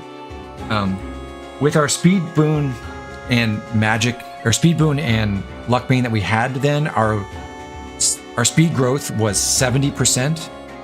The expected amount of speed to gain in 5 levels with that speed growth is 3.5. We got 4, which with the binomials, if you check, getting at least 4 out of 5 is slightly better than a 50% chance. But we did have that +4 speed already by level 6, so we really just needed to hit 1 more speed between level 6 and level 9. So, assuming you've already rigged things to make it work in Chapter 4, it's not that uncommon to get the extra point of speed you need in time for Chapter 7.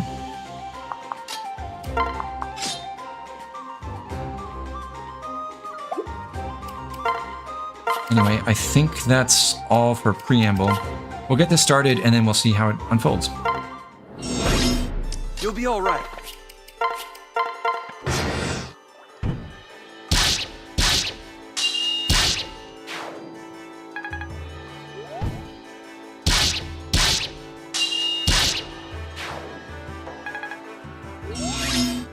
I'm with you.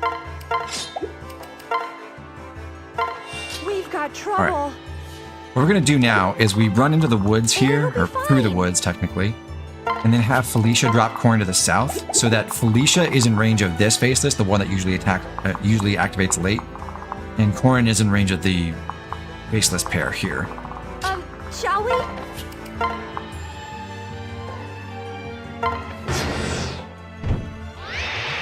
With Dragonstone, Corrin doesn't take too much damage.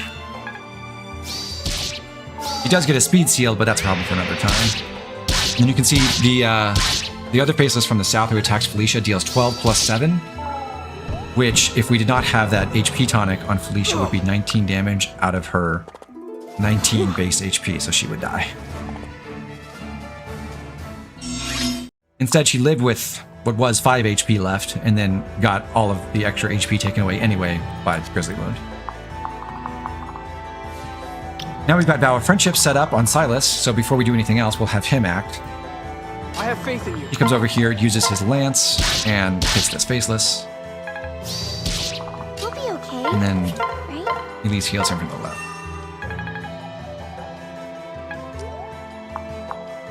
Here I am. Now, what we want to do, we've already weakened this faceless pair once, but we want to We've got this. weaken them again so that we can defeat them separately on enemy phase later on. You'll be all right. For that, Corrin comes over here and stays in their range and uses a defense tonic now. This is specific to Corrin's stats that we came into this map with, but what we're trying to do is engineer a situation where I forgot to do this vulnerary out of the convoy. We're trying to engineer things so that Corrin stays healthy enough to survive when he needs to, but also stays damaged enough that Vow of Friendship is active when that needs to be up. It'll be So fine. it just works out with the stats that we have, assuming every enemy hits us, that the best course of action for this is to give Corrin a defense tonic on this turn and have Felicia heal him. While he has the Yato equipped.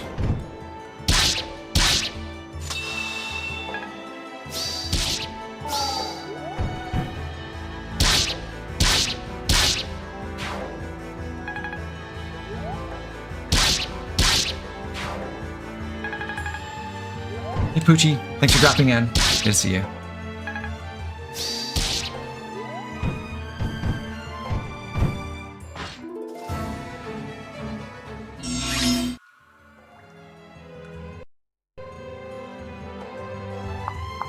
I'm with you. Now Arthur and Effie have arrived.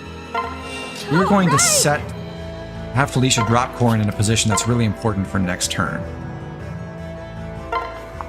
Together we shall Now prevail. Silas comes up, he goes into the convoy, pulls out that fresh vulnerary and the strength tonic, and uses the strength tonic now. Which raises his strength to 13, with Vow of Friendship and Elbow Room. Now he has 24 attack with the Bronze Lance or 25 with the Bronze Sword, which will make it possible for Silas to start one-rounding the Lone Faceless using Corrin's Dragonstone dual strikes. In the south, Effie pairs up with Elise.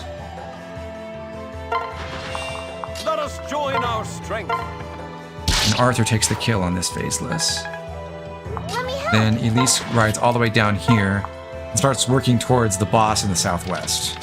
By first dropping Effie into the woods in front of these Faceless.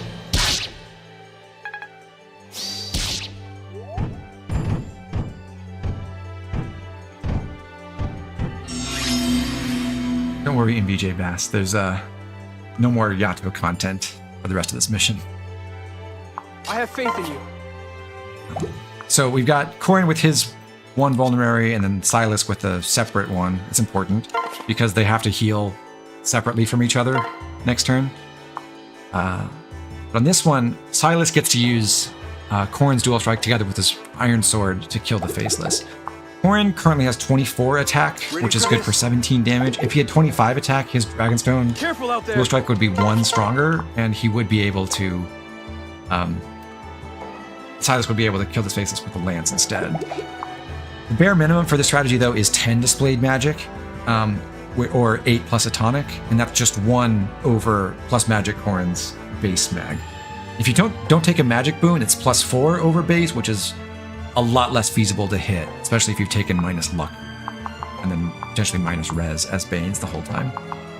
Everything will be fine. So we go sword for this kill.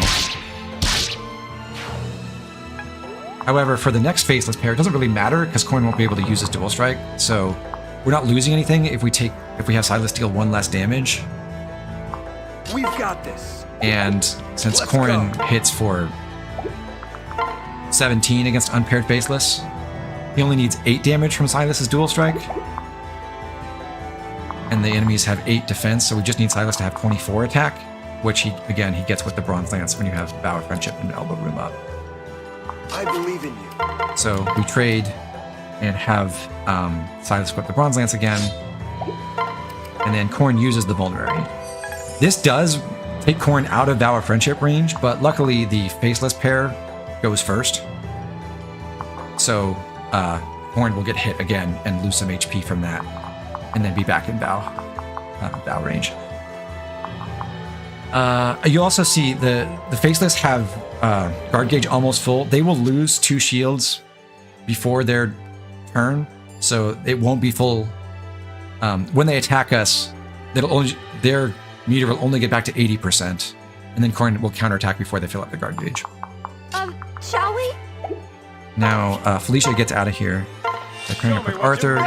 She runs down, switches, transfers Arthur away, trades to give the strength tonic over to Effie, which is really important. We need to get that tonic to her. And then she hits the Faceless with a dual strike. Be careful. Another thing I'm trying to do here is make sure that Arthur gets, that actually Elise gets her C supports with both Effie and Arthur. So Arthur transfers Effie away and then explicitly uses Elise's support to kill this wounded Faceless. That also does give him the best hit rate possible. Over here. After that, Elise comes down below Arthur, so she gets through the woods and won't be slowed down by them later. And she drops Effie to the left.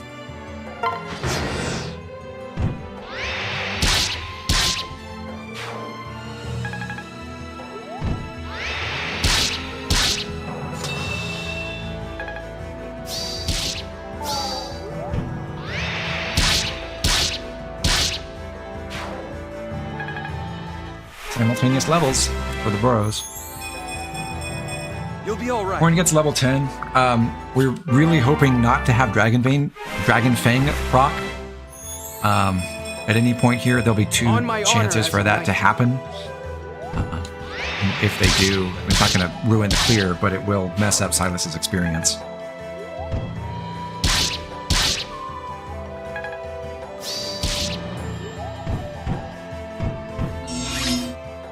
All right, so how do we get through this Faceless duo up here? So especially with Silas and Corrin so wounded. The answer is we have Silas step to the side, use his vulnerary so that he won't die to this faceless, Here I am. and then Corrin steps up. Again, Corrin's only facing 2 damage from these enemies right now, Here I am. or We've rather got 3 this. when he's not in the woods. I believe in you. And he kills the lead faceless here. It's okay for that Dragon Fang to go off. That's fine. Way to show off, Corrin. But now, this faceless will go first. He attacks Silas, because he'll deal more damage to Silas, and then the other one attacks Corrin, and they both get to kill with their dual strikes. Because, well, Corrin gained magic, so he's got 25 attack now, and Silas also gained strength on his level. So we've got it double covered in terms of giving Silas enough power to kill with the Bronze Lance. Now in the southwest... I won't let you down. Oh, actually first, there's an important check for what I'm... It doesn't matter for this clear, but it matters for what I'm trying to set up in Chapter 9. If Corrin has more than 12 magic already, Elise should not heal anyone right here, but Corrin only has 11, so she's free to heal Arthur. Let us join our strength. And then Arthur goes and takes this kill using his hand axe. You'll probably notice the hit rates are not amazing, but we just have to live with it. Now Effie has sort of a free turn waiting for the enemies to come in. She makes Arthur equip his Iron Axe again, and she also uses the Strength Tonic. I'll point out that this Faceless always comes here, but the boss Faceless might end up one space farther north. It doesn't really make a difference. Like, it would just change whether the boss ends up here or here on the following turn, and we are able to compensate whichever way that happens. Okay, And finally, let's Felicia go. heals Effie from the right.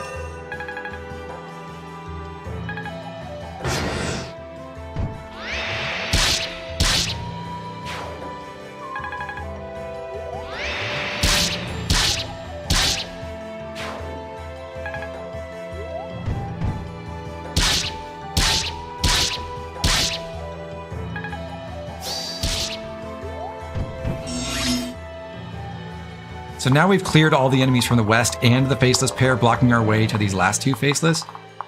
And Corrin and Silas together are capable of killing them on enemy phase. We just need to heal one of them, and we'd prefer to give the kills to Silas because he's at a lower level and would gain more from it.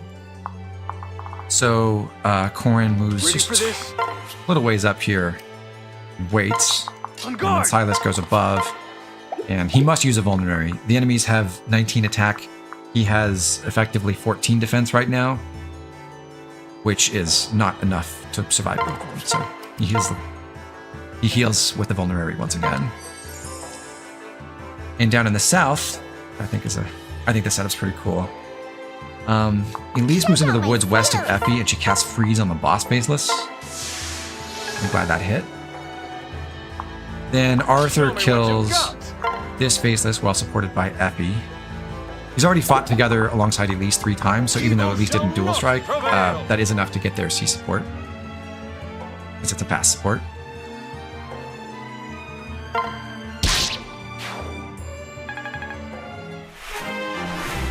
Arthur gets to level 8. Technically, it would have been optimal for like Effie to miss her dual strike on the enemy phase so that she then got slightly more experience and extra weapon experience for finishing off that basis with the dual strike now. But obviously that's, then you're rolling more dice. It's nice that we have a backup just in case Effie missed once, you can hit it again. Be careful. Now Effie goes to I can do this. Elise's left side. We're specifically moving away from Arthur because I do want Effie to use Elise to support both times. And when I'll crush normally them. if you just have Effie attack the boss unpaired without Elise around, then he's going to do enough damage on his counterattack. He'll deal 11 first, even when Effie's in the woods. And then she'll take damage from Grisly Wound, 4 points, and then he'll deal 11 again, and that will kill her. But with Elise adjacent, now he does 8 plus 4 plus, I guess technically it's 7 on the following enemy phase because of the gauntlet. And the gauntlet effect is important. Effie right now deals 10 damage because she has 22 attack, and Lily's Poise gives her +1, so 23, and the boss has 13 defense. But we gave her that Strength Tonic, which raises her strength to 15. The boss has 11 strength, which is a little too high, but once he counterattacks, his gauntlet is like a silver weapon. It debuffs his strength and lowers it to 9. That's going to recover by 1 on his phase, but that's still only 10. Effie has 15. Response triggers if her strength is at least 5 higher than the target's, so she gets to deal All right. 13 damage. She gets to deal plus 3 damage on enemy phase, and when Felicia hits with the Iron Dagger, that reduces the boss's defense by 3. He'll recover by 1 again on enemy phase, but that still means he'll take 2 extra damage. So we're raising Effie's damage output on the following enemy phase from 10 to 15, which just happens to be exactly enough to kill.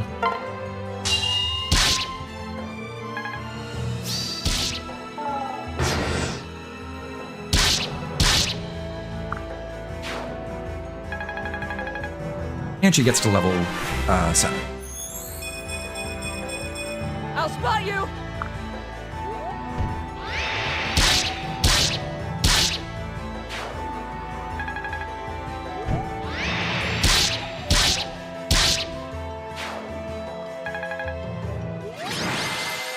To answer the question about Elise not having to heal yet, the specific purpose is to make sure she doesn't level up and gain strength plus 2 if Corrin is too strong, so that we make sure she can still get an extra dual strike with Corrin in. So I think obviously you can see we got heroes Corrin and Silas, which means the highest number of support points obtained on the map was between Corrin and Silas, so we're guaranteed that it's going to be Corrin and Silas getting the C support. But I do think even more than this Corrin and Silas thing, the final kill with Effie and Felicia and Elise and everyone working together is so neat. I really love how that works out. It feels awesome. All right. So that's going to lead us into chapter 8. That is the save file we're going to run going forward. But before that, I want to go back into chapter 7 and make some slight modifications to the strategy. One being, I'm not going to not use the HP tonic on Felicia anymore. Undo that. Give me a sec while I prepare this.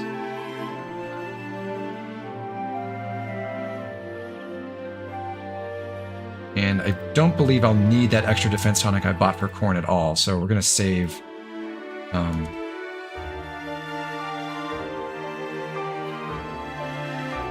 save 150 gold on that. So in the clear we just did, we were down to 2,100 gold. I believe we should be able to work with just, spending 750, so being left with 2,250 gold instead. Because we'll use the HP tonic on Corrin. Felicia doesn't need anything. We still need the 2 strength tonics, and for what I'm going to do, I believe we do need the vulnerary as well. I think that's right. Save that, and we'll reload. What's wrong with Elise getting strength? There's nothing wrong with it. There's a very specific long-term objective that I have in mind that could be impacted. So, just change this. I undid the HP tonic on Felicia. I'm going to use that on Corrin instead. I think do I need... Yeah, actually, I forgot. I need another strength tonic, I believe. I do need to spend that money anyway. It's just an extra strength tonic for Corrin instead of a defense tonic. Store that.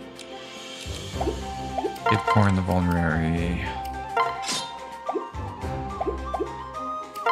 Separate these guys. Okay, so, yeah, we're not saving any money. 2...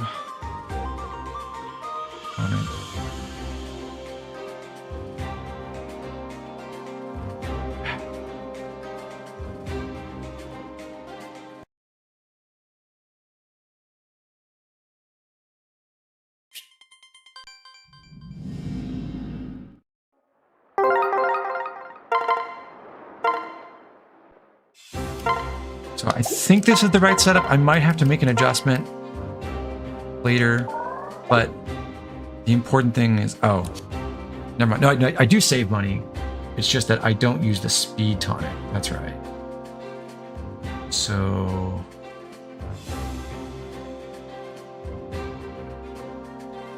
I want to get strength tonic, HP tonic,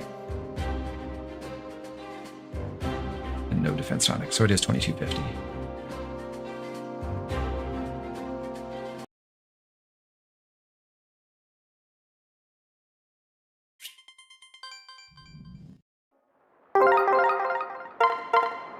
Oh, by the way, I didn't catch you there. Hey, Kirby Master, good to see you. All right, so the only two tonics that Corrin should get, I believe, are the strength tonic and the HP tonic. The strength tonic, for the reason that we pointed out earlier, we need more strength to be able to one round paired up faceless with Felicia's support. Yukos, okay, strength, yes. All right. I believe this setup will work for both of the things I want to show. So I'm going to show two different clears for this chapter, aside from the one we just did, which is my main preferred one. The first being the kind of generic, just use Corrin and the First Servant together style that unfortunately doesn't get C support with Silas. For that, we start like so. Ready for this? Pair into Felicia. Okay, let's go. Switch. Just wait there with Yato equipped. Just killed him as before, but now we don't need that gargantuan speed because Felicia's giving it to us. Remember, in the last clear, we needed Corrin to be one space farther north so that he was able to run through the woods onto this square and then drop, well, switch and then drop down here. But in this particular setup, I'll protect you. we don't need that. We can instead just drop Felicia to the left here to make sure we activate this faceless.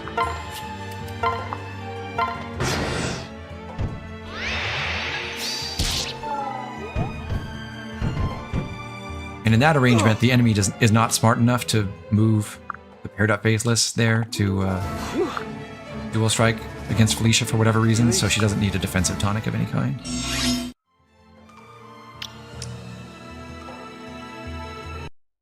Once again, we do have Vow of Friendship activated. Everything So will be fine. we'll have Silas go next. Ah, yeah. Heal as before. We've got Felicia trouble. carefully pairs up into Corrin. Let's go. He runs east, switches, and separates onto the woods here.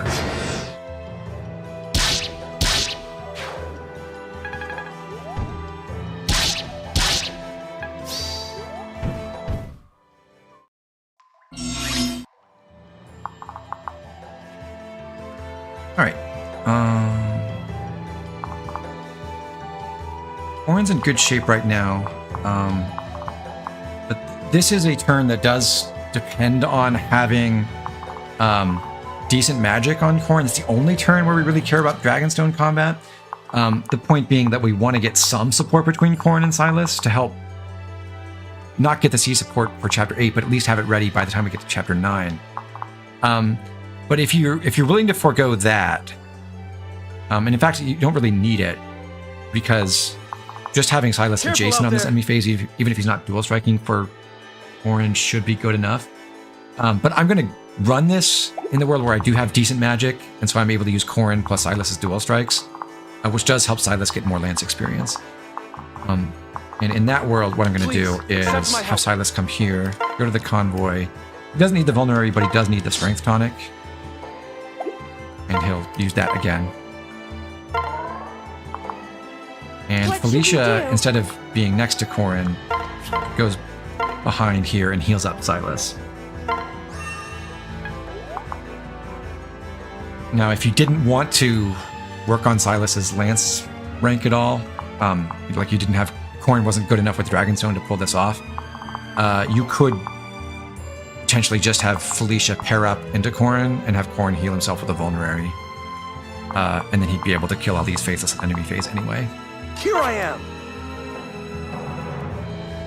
And that would still be enough support points because Corrin and Silas are going to be adjacent for 3 rounds of combat, which will get them 1 support point. Anyway, It's all right. for this southern group, we basically do the same thing as before. Felicia and her squad proceed down the isthmus. That's a hard word to say.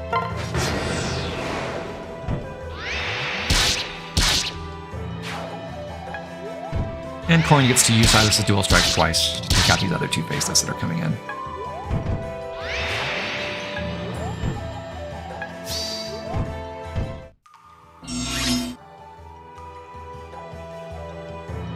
Next, Ready for this?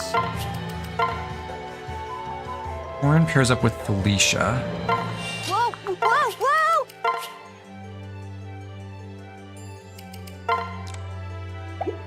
And unfortunately, he does take... I might need to bring the defense tonic instead of the spare vulnerary, which actually saved me money again, at least temporarily. I'm not certain of that, though. Might have to make an adjustment.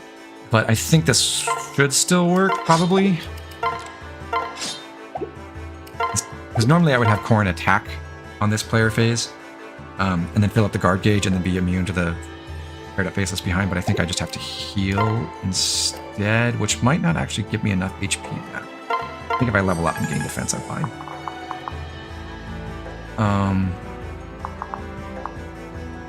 Oh, you know what? I did mess something up. Did I save my state for this? I did. Forgot one thing. It'll be fine. We won't give up. Not only did Silas need to take the strength tonic himself, he also needed to Hey! grab the other Don't one forget about me! for Effie.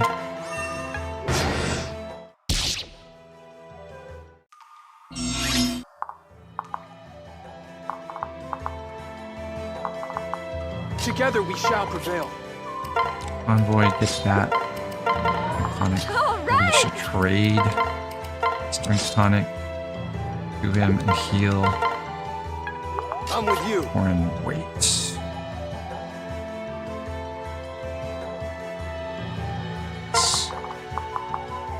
I'll do Effie pair up. Arthur kill. Join our strength. Let's do this!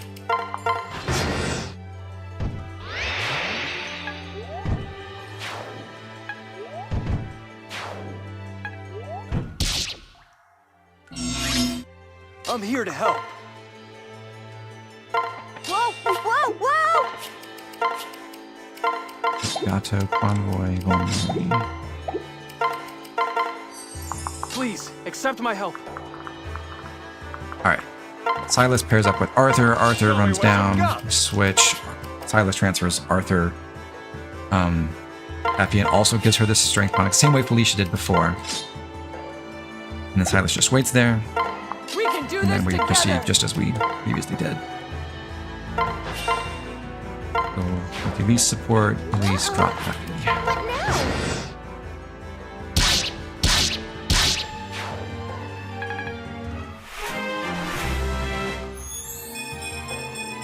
You'll be all right. Cornland's Dragon Fang, which could again mess this strategy up by ruining our guard gauge progress. That would be annoying.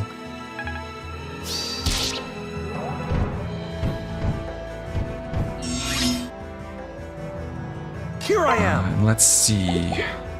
I'm with you. Corrin I'm here to Corrin help. takes 8 from the lone faceless, 10 from the paired ones, We've got this. which means he does need to heal You'll be again. all right. But this time, he just moves south into the woods and heals himself.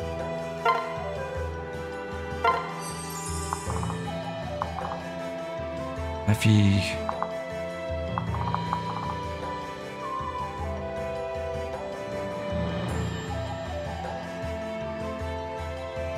Yeah, for this.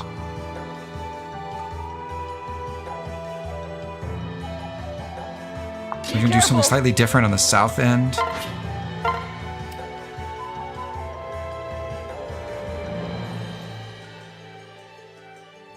Yeah. Effie goes 2 spaces west and uses her strength tonic. Let's do this. Elise heals Effie from the right. Then Arthur kills the wounded faces from In the name below. of justice. Silas will waits be right fine. above Elise.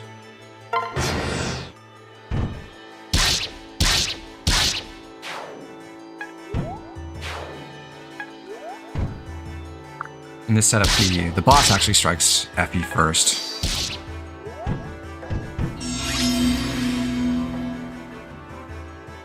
So going down there, Arthur goes into the woods and he hits the boss using its hand axe.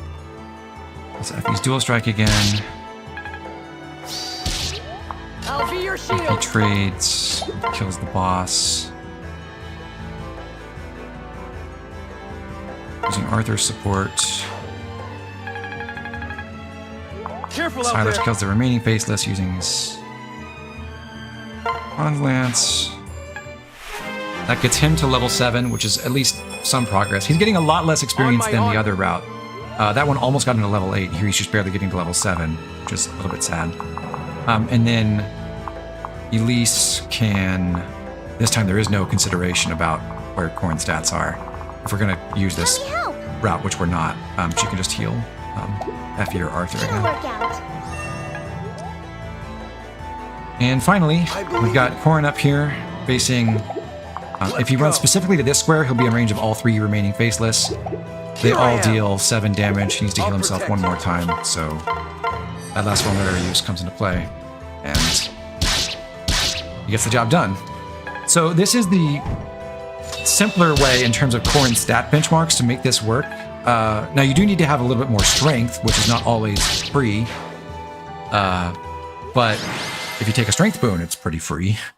And you need 2 less speed than the other strategy, or 1 less if you're with Jakob, I believe.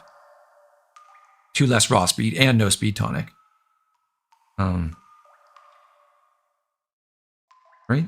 Or is it? No, I think it's just 2 less speed overall than the bare minimum for the other strategy. So it doesn't rely as much on you being super fast, but you do need to be pretty strong. You don't necessarily need to have high magic at all, so this is more viable for a strength Corrin.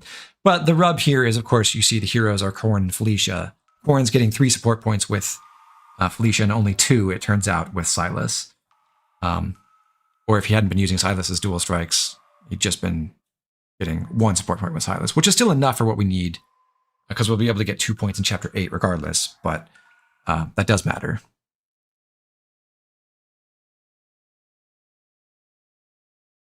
So that's the kind of basic servant-oriented strategy, but I'm going to present a modification to that that actually uses the exact same setup in terms of tonics and equipment and everything, but achieves the C support with Silas after all. So one more reset here.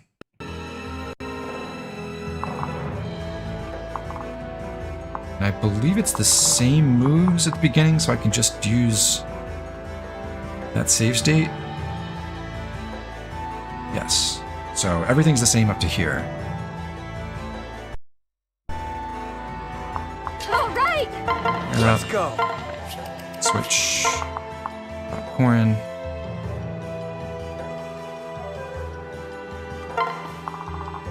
We can do this together. Silas hits this guy. I'll do my best.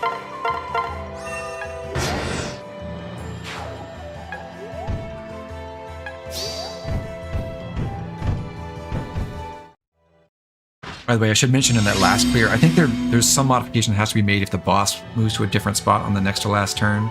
I don't remember what it is off the top of my head, but you can do it. You just need to set up Effie differently on the turn before, I think. Or on that turn. The enemy phase before the last turn. Okay. So now, similar idea where we have Silas We have come no in choice. and go into the convoy. This time he's the one who takes both the strength tonic and the vulnerary. And he uses the strength tonic as before. But now, instead of having Felicia heal I'll help him, you. she runs down and passes the other strength tonic over to Elise. That does mean that Corrin doesn't benefit from Demoiselle on this turn, which is slightly unfortunate, but he does happen to have enough bulk to survive anyway, just barely. Like, with our stats coming in, we're 10 base strength and 24 base HP, and that plus an HP tonic is exactly the right bulk to make this work perfectly.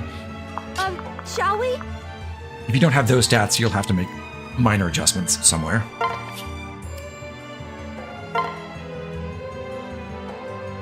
So we just hand off the strength tonic. And the deal is, we're going to clear the southern section with, like in the previous clears that I've shown, we had either Felicia or Silas come down to help against the boss and the last faceless. In this version of things, we're going to have Elise and her retainers do it by themselves, which is slightly trickier. It does rely on Arthur hitting a strength growth, but it is pretty cool, so I'm excited to show it. But this time we're changing things up just a little bit because it is Arthur who pairs up with Elise. The reason being that we don't want Effie to take any damage before she's fighting the final enemies on the stage.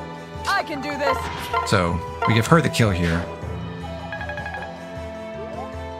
We'll be okay, right? Twisted, when I load a save state, this didn't used to happen, but for whatever reason, Citra now unloads the custom textures and I have to tell it to turn them off and back on again. Here I am. Corrin just waits here with Dragonstone in hand, and Silas gets to use his Lance dual strikes against 2 of these enemies. Just like before. I just thought of a small optimization. I could probably unequip Corrin for that turn where Felicia's dropped to the west, so that it doesn't damage that first faceless so much, and then Silas would get a dual strike in. It might be worth adding to the procedures. Okay. So now Arthur's the one who's gotten damaged down here. And Okay, let's go. Felicia comes up. She heals Silas.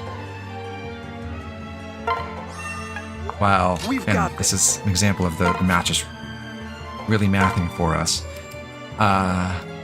Save state here, just make sure I have this right. But Corrin is able to use this vulnerary and not Please, be accept in, my help. not ruin Vow of Friendship. And Silas can then use his dual strike here. He is forced to use the sword because Corrin doesn't have enough magic to let him use the On my lance honor. instead, which is unfortunate for weapon experience purposes. You'd really rather get lance than sword so that you can get javelin access and iron lance access faster. Let's do this. Alas. So coming down here, Effie joins up with Elise. She actually gets the strength tonic from her too. Let us Arthur kills join off his our strength. faceless, and Elise drops Effie to the left, just like always.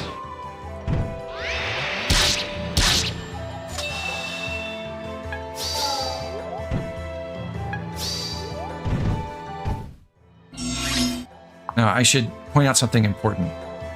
Silas gained both strength and defense on his first level. With this particular stat arrangement, that is crucial. He needs defense because Together we shall prevail. we're going to kill the lead faceless here, and he'll be facing the other one in back. However, his speed is sealed, and he will get doubled by the rear faceless. I have faith in you. And if he hadn't gained defense just before fighting this guy, he would be down to 12 HP. And the faceless in back Careful would out see 6 times 2. Right? Oh yeah, because Felicia's going to come off the board. She's going to pair up with shall Corrin, so we? Demoiselle will no longer be effective. So the Please, lead accept my faceless help. would see now 8 times 2, and the rear one would see 6 times 2, which would be exactly enough to kill Silas. So he would attack Silas first and kill him. So the way around that is if Corrin happens to be super strong, like Ready for this? the other flip side of this, so we need Corrin to use the Yato for this kill. And he needs to be really strong so that his dual strikes allow Silas to kill the rear faceless, even without using Dragonstone. Corrin right now has 11 strength plus the strength tonic, so 21 displayed attack. The faceless have 8 defense, so that's only good for 6 on a dual strike. And Silas would be hitting for, again, when we kill the lead faceless, the one in back will have 10 less defense. So if he uses the Iron Sword, he'll be hitting for 18 with his strength gain. And then he only needs 7 damage on a dual strike, but that's still not enough, because Corrin, like we just said, Corrin's got 21 attack. That's only good for 6 damage on a dual strike. It would be 18 plus 6, which doesn't kill. But if Corrin happens to be stronger by 1 point, then his dual strike will be raised to 7 damage, and Silas will be able to kill this faceless on enemy phase. So if Corrin is really strong, like already has 14 strength, then Silas having lower defense is not a worry, because the faceless in back won't be able to hit him twice. He'll still double Silas, but he won't get the follow-up attack because Silas will kill him the counterattack. So even though Silas will have lower HP and would die to the second hit, it won't kill him. We don't have that much strength, but we're still safe because Silas did gain that point of defense, which means that if Corrin already had +1 strength from right now, if he had 12 base, then Silas wouldn't be worried about getting the point of defense, but he would still have needed the point of strength to go with it.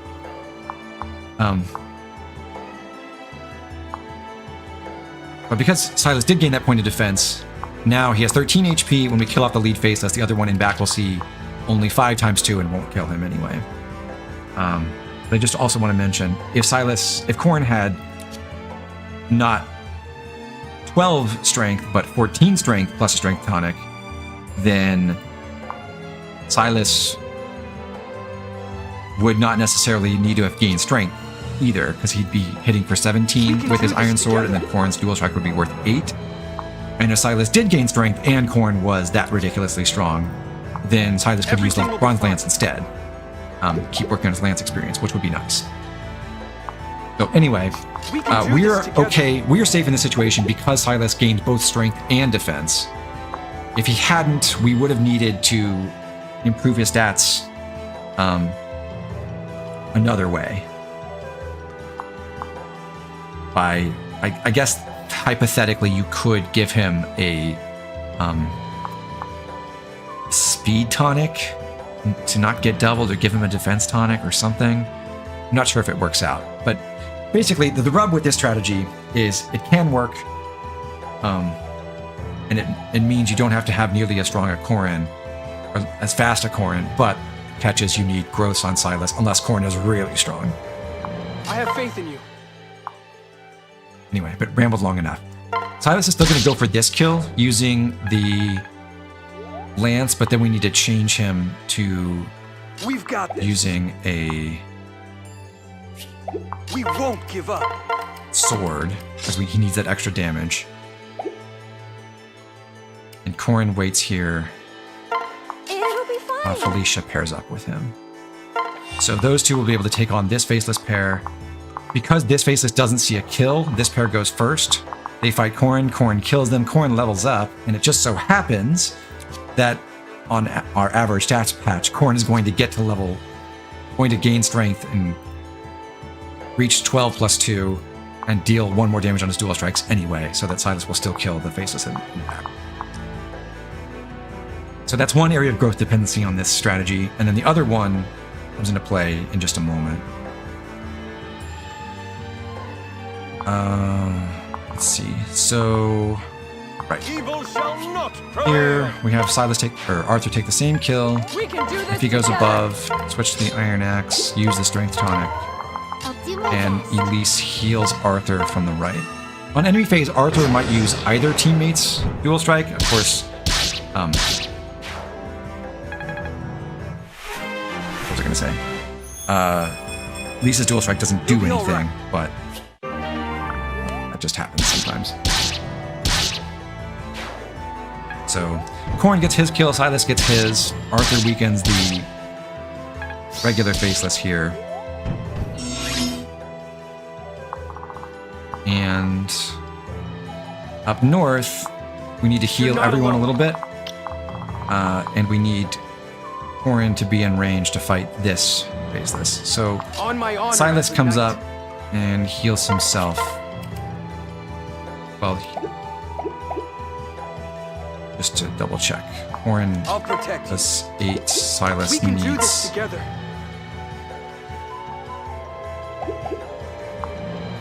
Oh yeah. I'm here to help. Corrin does 7 damage with his dual strikes. He's getting 2 extra damage output from Felicia here.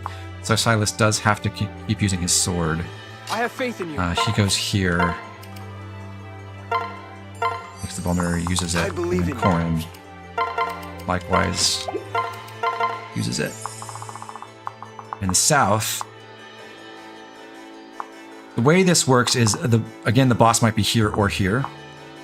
What we want to ensure is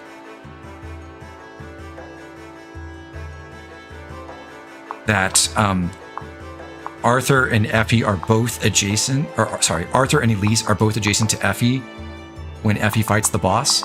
And we can make that happen, even if the boss is over here. Because if we'll clear out this faceless first. If the boss is farther northwest, then Elise will be able to ride all the way through the wood and stop on this plains tile and freeze there, and then Effie will be able to run to the woods this way.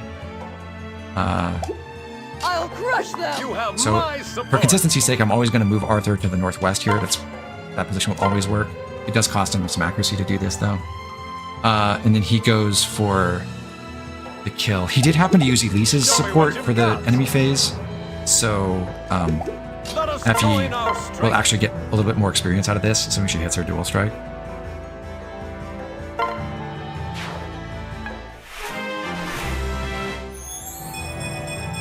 Arthur hits strength, and that's the other thing that's important.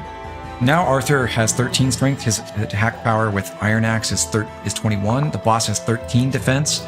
So his dual strikes are worth 4 now, where they were worth 3. And this setup is so cool that honestly, if I were playtesting this game back in the day and I noticed this, I would have gone back to the devs and said, we definitely need to raise Arthur's base strength by 1 just to make sure this always works. But you do need Arthur to hit strength here. He has a 65% strength growth, so it's almost 2/3 of the time, but yeah, there's no way around it. To get this clear with just these 3 units going to the south, you have to have a strength growth on Arthur. Arthur Elise freezes the boss again, and then Effie goes between them. Now she uses Arthur's dual strike, which is again worth 4. So she does 10 plus 4 initially. Then because she's used a strength tonic and the boss debuffs himself with his gauntlet on the following enemy phase, response will activate and she'll deal 13 plus 4, which is exactly enough to kill.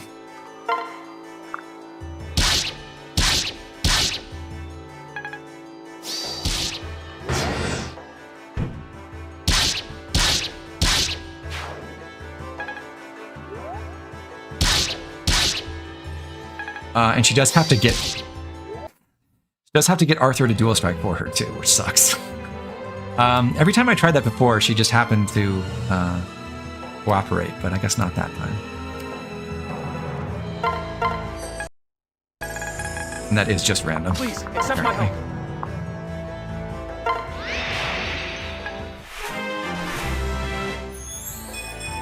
Thanks, CSEC. I appreciate the support for the Xenoblade run. I'm really happy with what I did with that. I think it was I'll a be your really shield. awesome run. So thank you for watching and enjoying it. Over here!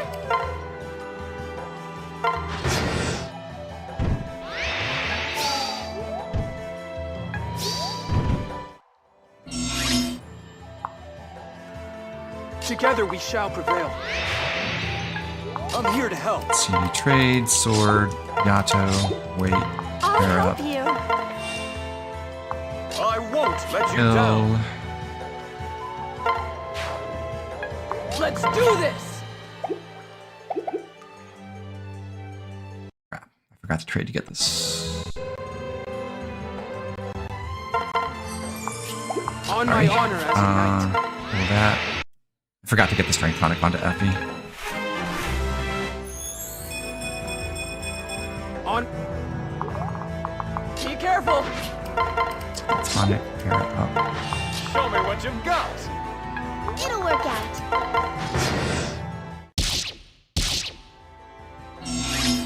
Together we shall. Kill with prevail. Lance. I'll protect you. Trade to sword. Equip Yato. Wait. I'll help you. Pair up. Evil shall not Go with hand prevail. axe. Let's do this. Change weapon. Strength tonic. Uh-oh. What now? Heal.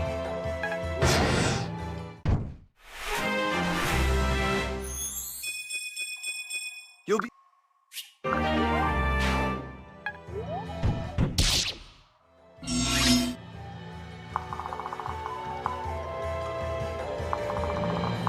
I believe First, in you. We can do this together.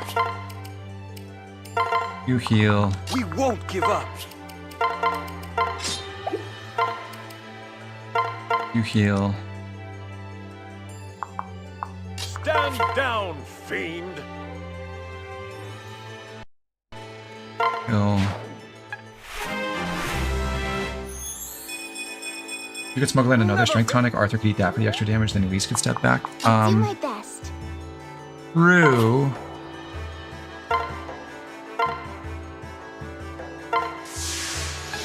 Be careful.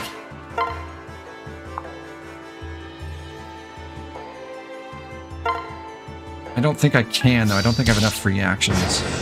At least not with just these three doing all the fighting.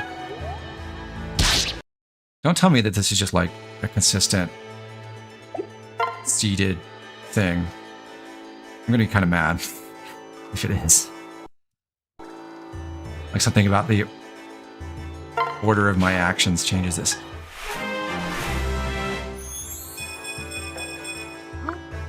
I'm really hoping this is like a player interaction I'll do loop my best. can update and change randomly at any time kind of thing. Not a... This is just a combat outcome that's pre-rolled and it's just going to choose at least every time. But that would explain why it always happened when I loaded save states before.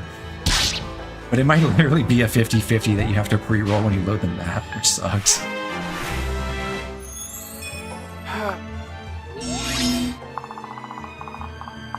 Oof. I think it might be.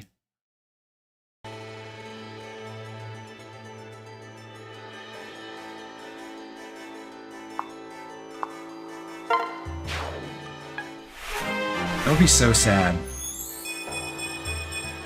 Anyway, that's why I don't endorse this as the main strategy, even regardless of this whole dual strike selection thing. It is obviously growth dependent It's all right. and kind of gross, but it is I think a cool thing to discover that it is possible to have Effie and Arthur team up and defeat the boss down here if the RNG decides to favor you, which apparently it does not. Yeah, I really think it's a combat outcome RNG roll, which would mean you have to do things in a different sequence, which I can't do, or... Yeah, that's about it.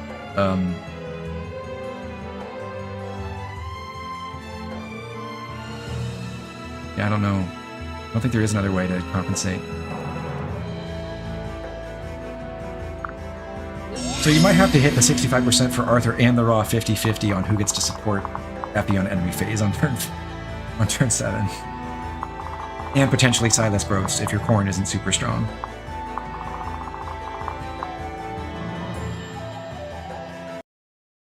I'm gonna just do this one I extra won't let you thing. down. If I use... I do have some flexibility in what order I go here. I don't know if getting the extra support points between Arthur and Felicia is going to do anything. Probably not. Over here. It's all right.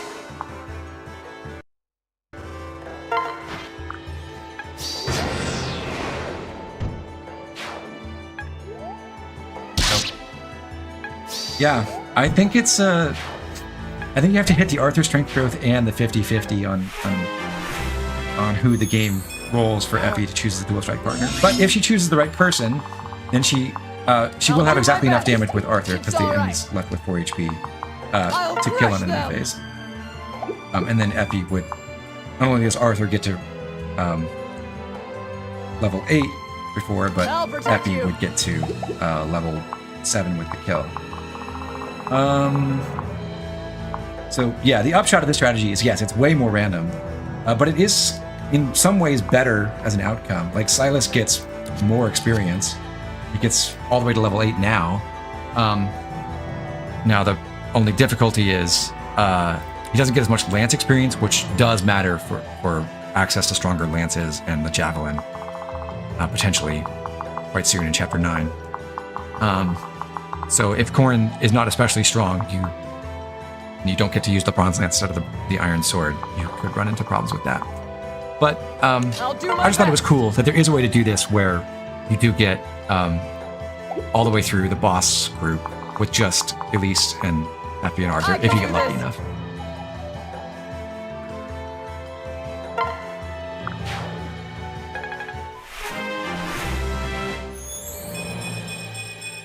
Can Elise stand next to Arthur somehow? No, because Effie needs Elise to be adjacent in order to not die. And Elise being next to Arthur also would not increase Arthur's dual strike damage, so it wouldn't compensate for the loss of Lily's poise in terms of damage output on Effie. So, anyway, because we lost the 50-50, it cost us a turn. But that is not the save file we're going with. I just wanted to highlight that as an alternative strategy that does get the Corrin and Silas C support, even though we don't have a super fast Corrin that can do the main Corrin plus Silas strategy. I do like the other one better overall, though, and that's what we're going to proceed with. For one thing, it's not... it doesn't need any gross on anyone other than whatever Corrin comes into the map with. So, proceeding to Chapter 8. You are the ocean's gray waves. First, we'll check our supports. So from that, this was, again, from the first clear I did, the one where we had Corrin and Silas go solo in the north, while Felicia went down south with Elise and Effie and Arthur. In that scenario, we get the B support between Corrin and Felicia because of the one support point we get between Chapter 6 and Chapter 7 after viewing the C support. And then Corrin and Silas C, and Elise gets both of her C supports with her retainers. And they get theirs with each other. Which is a pretty awesome haul. That's like the same support outcome I got in the Train Everyone challenge, I believe. Just with, less experience and fewer turns.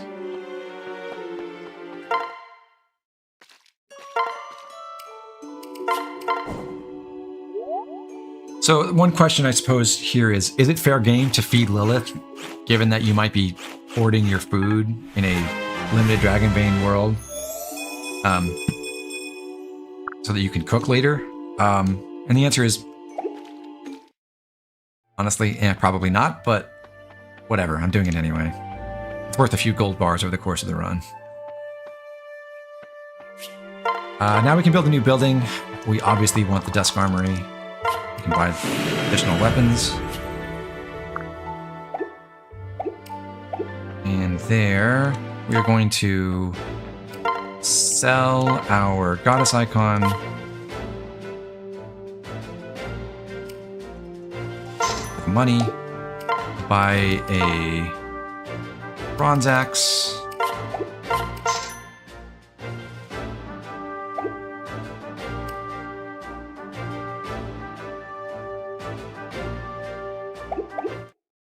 And then go to the staff store Where have you been? and buy our heart seal and a speed tonic for Silas. Come back.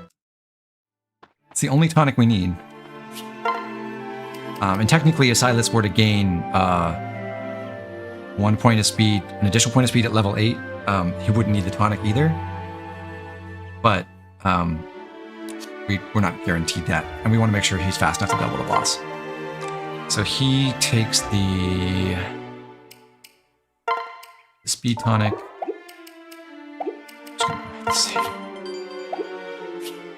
And Elise gets to use our Heart Seal. Now, I should clarify here. For what I'm going to show in Chapter 8 and Chapter 9, the specific strategies I'm going to show obviously use Wyvern Rider Elise. It is not essential to make Elise a Wyvern Rider to finish Chapter 8 or Chapter 9 at the turn floors, which are 4 turns and 5 turns respectively, barring any private quarters or DLC or whatever.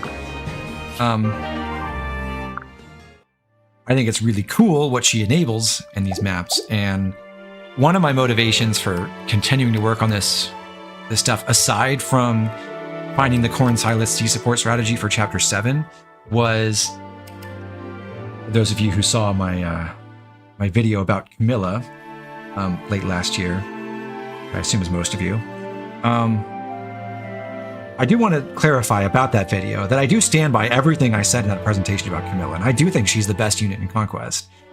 But obviously, what that video was building up to was what I think is a hilarious gag, where I used Elise in place of Camilla and called her Camilla the whole time.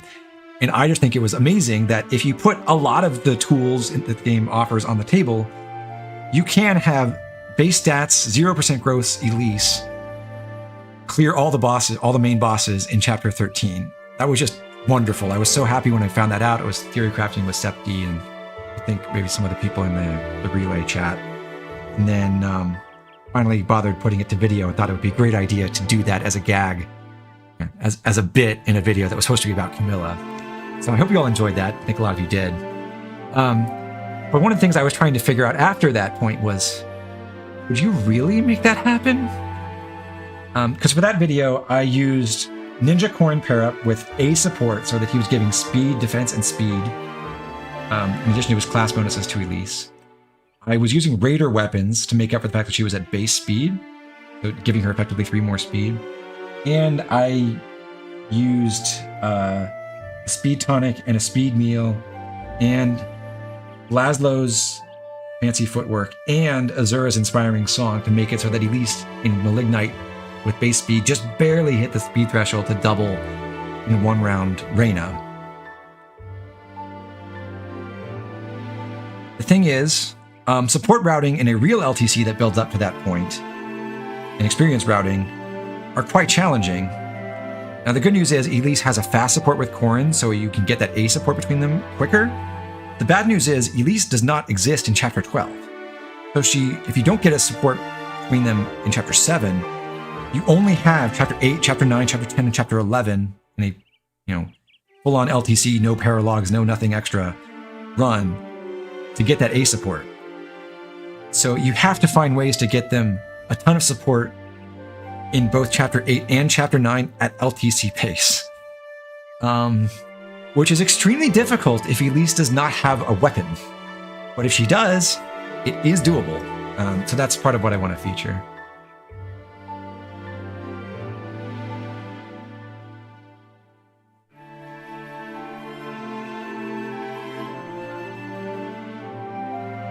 Cruel Club's 5 and 8 great calls to you, come to the dark side.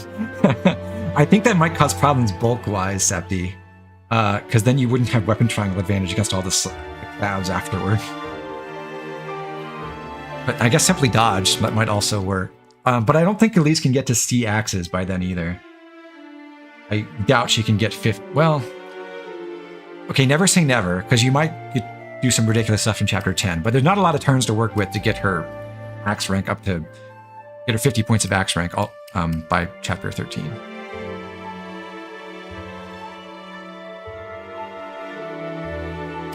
And I also mentioned since people are bringing this up.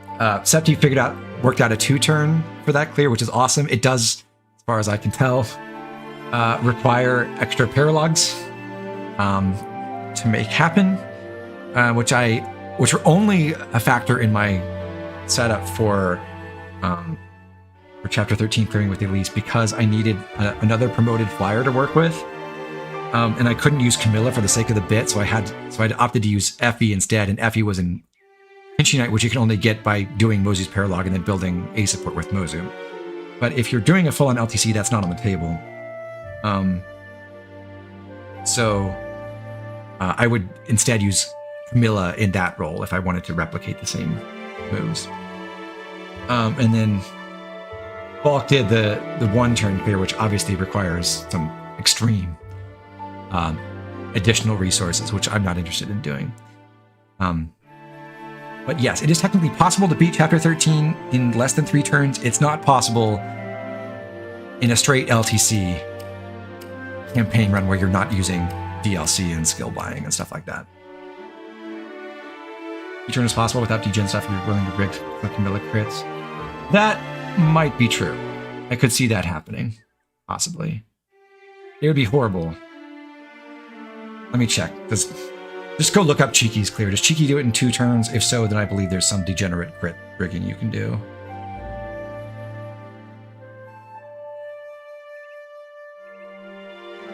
I'm gonna go look now. Cheeky does it in 3. So I'm gonna guess maybe that's not on the table. Did you do Archer Coin Marriage instead for Effie? You don't get the support in time. 7, 8, 9, 10, 11, 12. You can't get a support with Effie.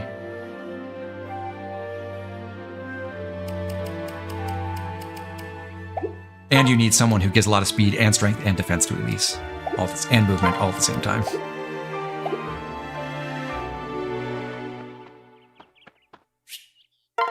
Anyway, anything else? I think we're good on reps. Save again just in case this crashes when I try to load the next map.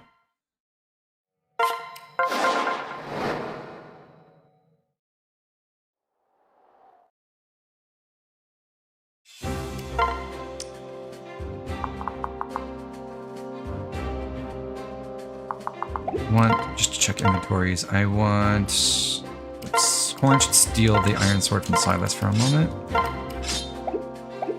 I'll keep Silas holding the vulnerary, even though I don't actually want him to use that one.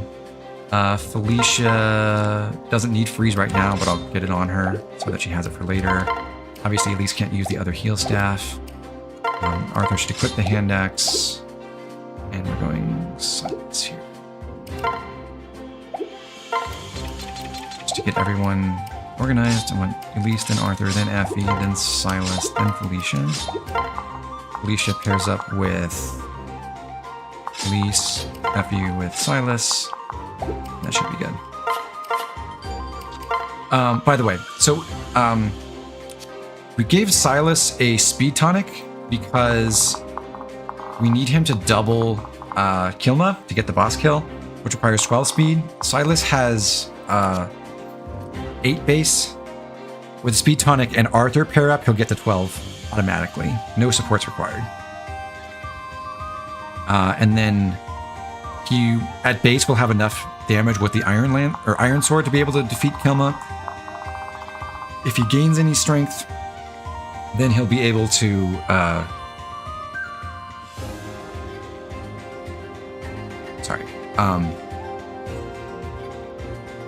yeah, if he gains any strength, then he'll be able to use the Bronze Lance instead, which is helpful. Alright, so, start this thing.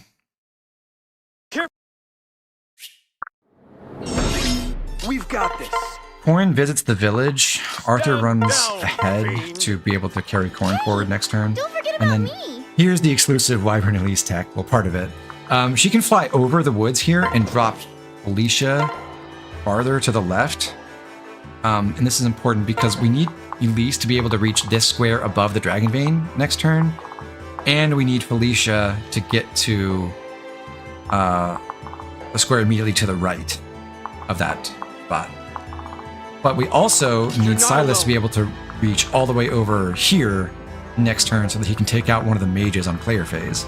And for that, we can have Effie dump him into the woods above Elise.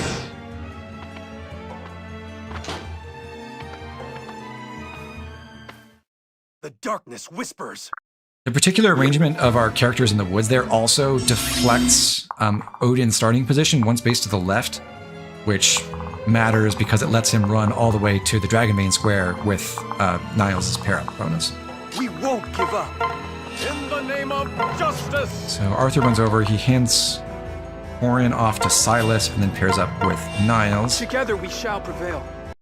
Corrin rides over, or Silas rides over here, and with Corrin's pair up, he's more than fast enough to kill off this Malefic Aura Dark Mage on player phase.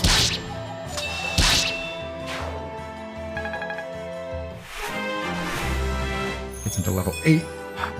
He gains res, which is helpful. We'll be okay. Now Elise comes over, switches, and takes Corrin, and has him fight the Dark Mage to the south. I forgot to take Dragon Fang off. Hopefully that won't All mess anything right. up. Take Dragon Fang off of Corrin, kids. And now Felicia comes over and takes Elise. Elise switches, and Elise drops Felicia to the south. So what we're doing now is we're not using the Dragon Mains. We're letting more enemies come to us, but we're taking out the mages on player phase, so the only enemies that can actually reach us, or actually just one, is this fighter, together with this one in support. And when they attack Corrin, he'll survive thanks to all the auras that are helping him. And he'll counterattack for good damage, not necessarily a kill unless he's not fast enough to double, but it doesn't really matter if he is that fast. And then that will set up Vow of Friendship for Silas for later. Let's give him hell. Niles pairs up, or passes Arthur to Effie, then pairs up with Odin. Odin runs onto that Dragon Main tile, and he attacks the Fiddle Feather Dark Mage for a kill. Strength is everything. And Effie just bumps Arthur a little bit farther to the northwest. The coin gets frozen because he's the only one in range of an enemy. And he gets hit by the two fighters. He uses Silas's dual strike and does not kill. So what's happened so far? Again, You'll be all Corrin right. might be fast enough to double this guy, and there's nothing you can do about that. I'm here to help. If you use the Dragonstone instead, the problem is the second fighter doesn't see any damage with his dual strike, so We've got this. he won't move, which is bad. We want him to come after us. So this guy might already be dead, but even if he weren't, what would have happened there is we had Silas attack with Corrin supporting, and Corrin dual guarded against the dual strike from the other mage. So that's I'm going to say these numbers in the terms that I learned them in, even though they're kind of doubled from what they really ought to be. I think they're supposed to be like one round of combat is effectively half of a full support point, but on the scale that I learned this in several years ago, that was represented as 6 in-map support points. So, and then a dual guard or dual strike is worth 2. So basically, Corrin and Silas got 8, and then Elise pulled Corrin to kill the mage while he was adjacent to Silas, so that was another 4 between them. And then Corrin and Silas just fought together, and Silas dual struck again for another 8 to get to 20. And you need 18, which is like 1.5, to get 2 support points out of the map. So that action by itself is enough to take care of the support requirement between Corrin and Silas. They're already done. We don't need them to be together for the rest of the map. At the same time, we've had Corrin fight together with Elise for 6 points, and then adjacent to Elise, but not using her dual strike on this enemy phase for 4. And then we will be able to have Elise attack using Corrin's dual strike in a second for a further 8 to get to 18, which is 1.5. So they also get 2 points out of this map, which is enough for their C support because it's a fast support.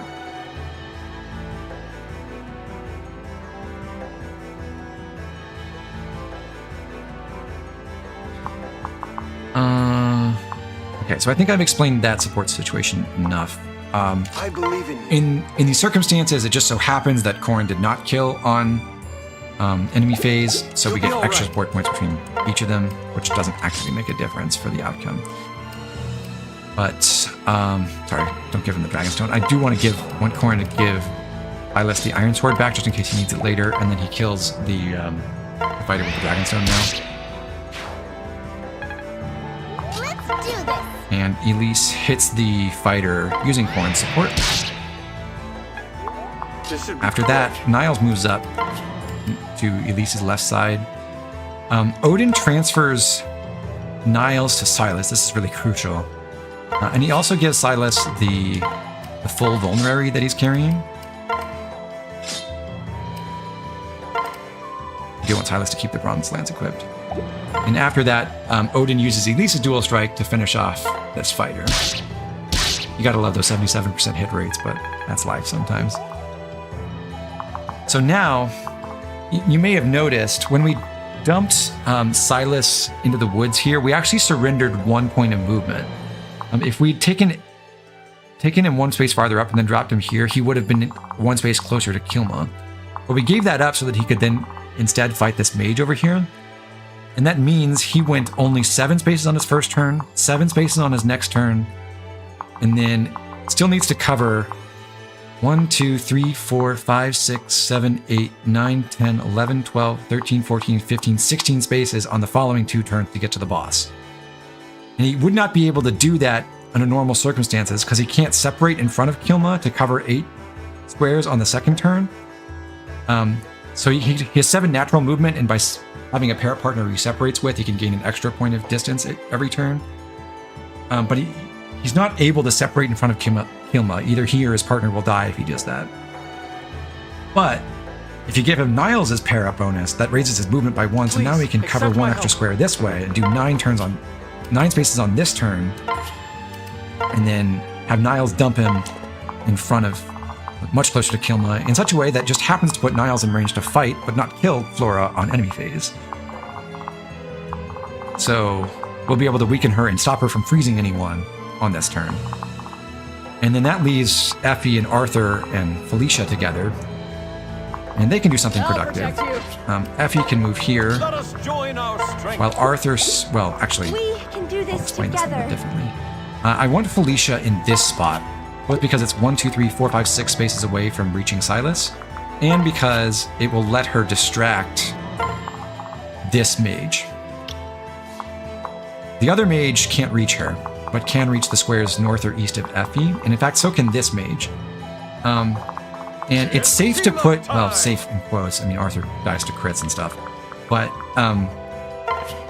it's safe-ish to put Arthur here, or here, to fight the incoming mages from the right side, as long as this other mage doesn't run down to dual strike for them both. And by having Felicia in this spot where she's in range of this guy, she makes sure that he gets distracted this way and doesn't dual strike. Stand down, fiend. So then the question is, do we put Arthur north of Effie or east of Effie? And I'm going to opt to put him east of Effie, which will cost him some hit because he won't get an extra +4 from being adjacent to Felicia. But it will make it so that he doesn't dual strike for Felicia, which in turn means Felicia doesn't deal too much damage to this mage, so that then we can use him as a pinata for extra support between Elise and Odin.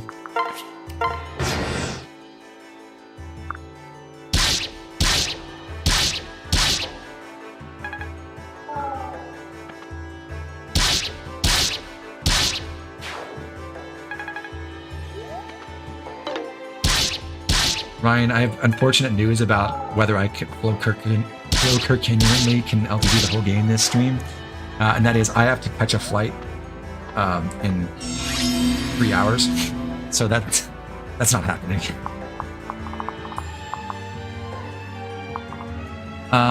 So because I'm a dirty cheater, I made sure that Effie and Arthur would nail all their attacks, and it just so happens that with their damage output, I believe one of them has to hit a strength growth, but they're able to one-round both of those mages, which is cool.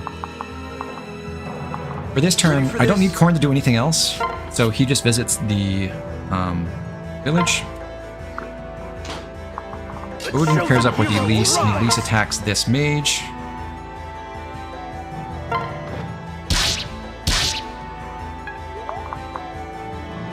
Show me what you've got. Arthur pairs up with Felicia. Okay, let's He go. runs over, transfers Arthur to Silas, which is necessary for the boss kill. And then, because Felicia is absolute garbage in terms of strength, she's able to use Silas's dual strike for this kill. He gets more experience out of it. Flora!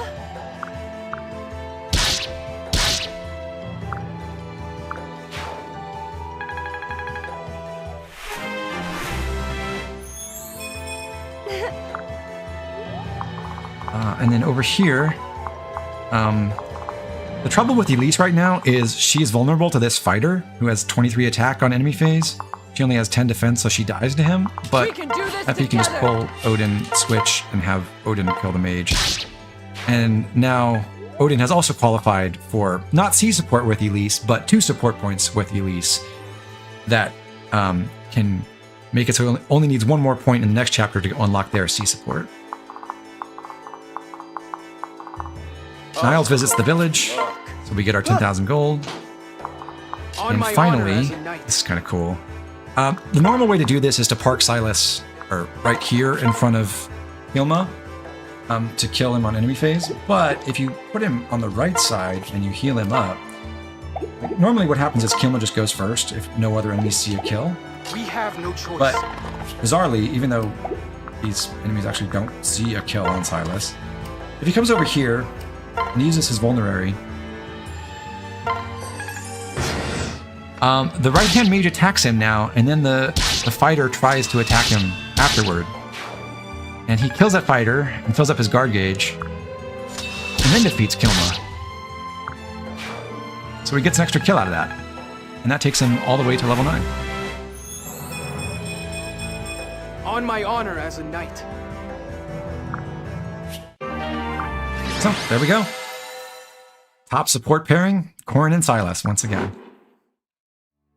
All right.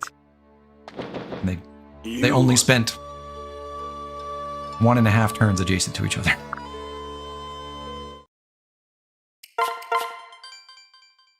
You are the ocean's gray waves. Oh.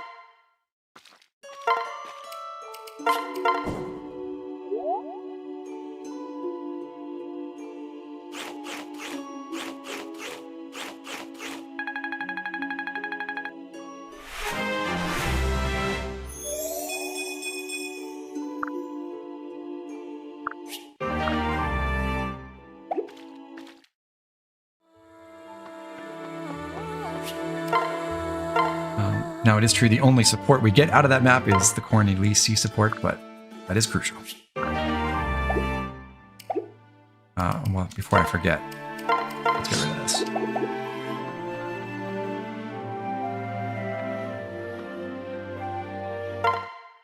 All right, from the armory, we are going back in, and we're going to buy everyone's favorite tome, Nosferatu. Now, it's mostly only useful for Odin, and Odin is not exactly highly trained at this point, so he's not going to feature as a major player on the next map, but he does have a very important role, and Nosferatu is very important for making that work. It is necessary. At the staff store, we need... Where have you Let's been? go through the list. For Niles, we need an HP tonic and a strength tonic. He is at base. For Odin, we need an HP tonic, a magic tonic, and a speed tonic. We want Corrin to carry a spare magic tonic, which will actually go to Nyx. Our Corrin has 11 displayed magic, so he doesn't need a tonic for himself. And we don't actually need any other additional resources to help set up Vow of Friendship or anything with our stats. So, go ahead and use those. That's... I don't need the talisman. I want Niles to carry the vulnerary now. Odin uses this, and grabs Nosferatu. Niles, HP, strength, keep the vulnerary. Should be all. Felicia has freeze on her. Okay. Yeah. Oh, and Effie should steal the bronze lance temporarily.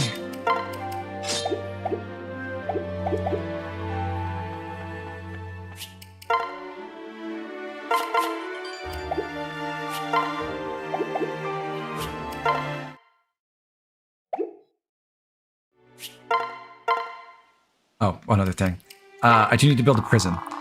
Because And this is partly motivated by the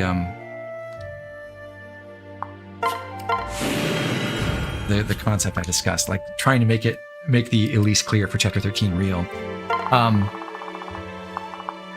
For that to work, I need to have someone with rally defense, which basically means I have to get Itaka. So I have to capture him, which means I can't build the mess hall or the smithy to help my damage output. If I could have either of those for this clear, that would make some things a whole lot easier and more consistent, but I do not, so I can't.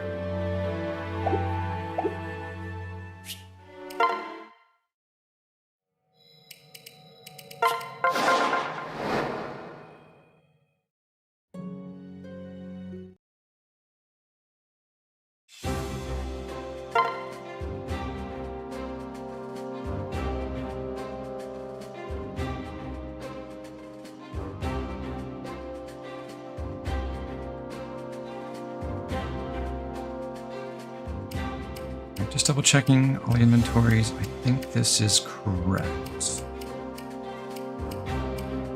Looks good.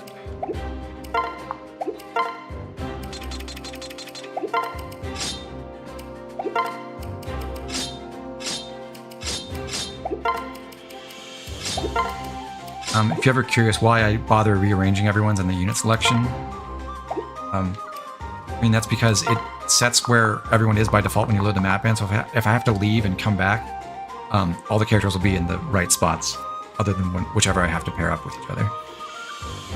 So Felicia pairs up with Silas, Arthur with Elise, and Effie with Corrin, and Niles with Odin.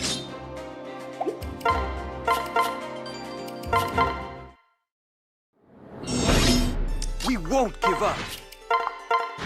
Such are the whims of fate. This is just a nice experience bonus. We have the time to have Niles fight this one archer and kill him on enemy phase before we proceed into the castle. So we're doing that. And we're doing Careful that. out there. So he gets closer to level 10 and potentially promoting to Bow Knight or whatever. We have Silas ride forward and then switch and separate so that he gets maximum distance there. And likewise with Elise, because she flies, she can fly over the waist. Have Arthur drop her forwards as well. Be careful.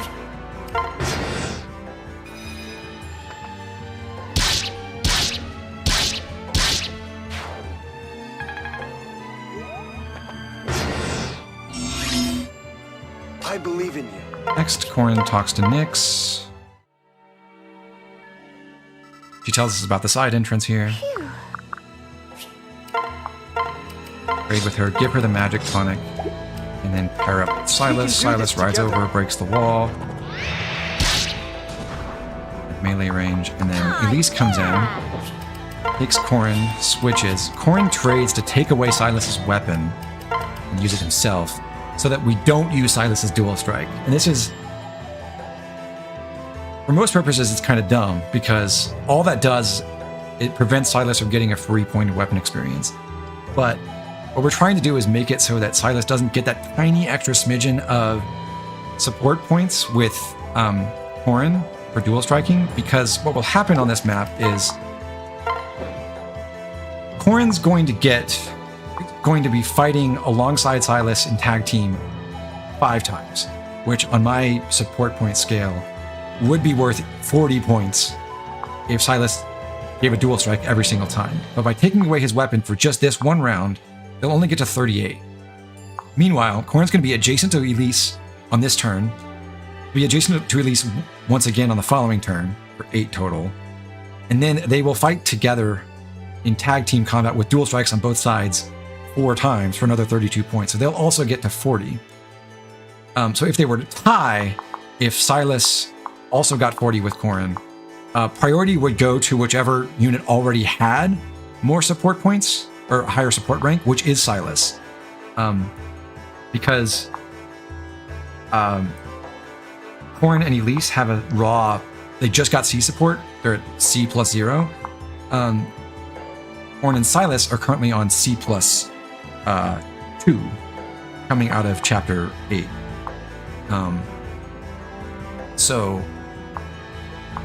the game will preferentially award the first place slot to the person who already is in overall first place. So the game would give 3 points between Silas and Corrin, and then 2 points between Corrin and Elise. And that would mean we get the Corrin Silas B support, but not the Corrin Elise B support. So we're taking away Silas's weapon just for this one round, so that he loses to Elise in terms of support point gains with Corrin, and then Elise gets 3, and Silas gets 2 in the end. Would I ever stream an Iron Man? Maybe. It's something I've thought about trying after the Train Everyone challenge is done. They're not, I mean, I would find it very stressful. I'll say that, but it could be fun.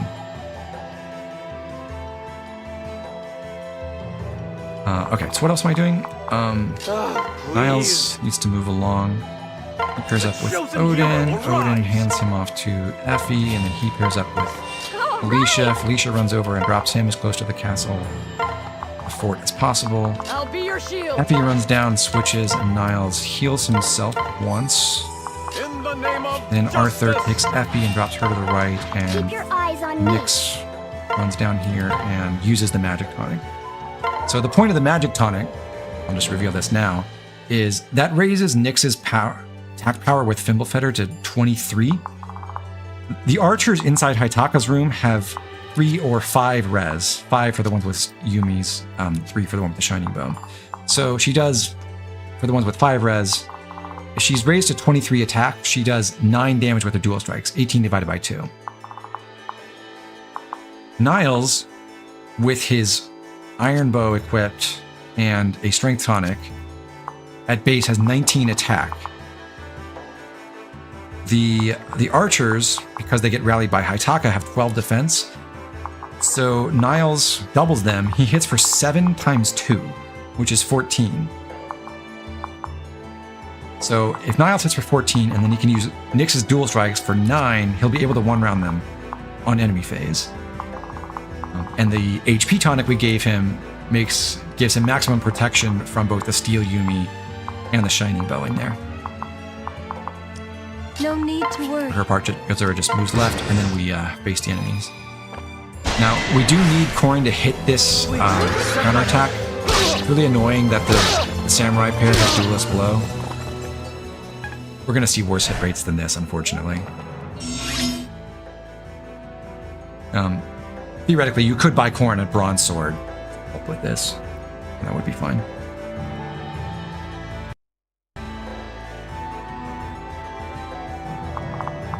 For this turn, we start by having Niles pair with Felicia, because we want to get Niles into position. And what he does is he runs up here, transfers Felicia, and then uses the Vulnerary again to get back to full HP. Then, Elise comes over, just a few spaces, and she freezes this archer, or she has Felicia freeze this archer, which is important because that archer would absolutely murder Elise if we left him unfrozen.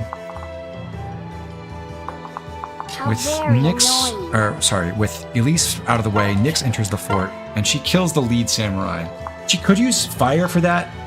The only problem being that we're not really going to be able to trade with her to change her weapon back. At least the way I'm doing this. We need to make her have Fimbulfetter equipped on enemy phase, and we don't have time to trade with her, so she has to use it on player phase as well. Now Corrin goes north to Felicia. He'll equip his Dragonstone for enemy phase purposes.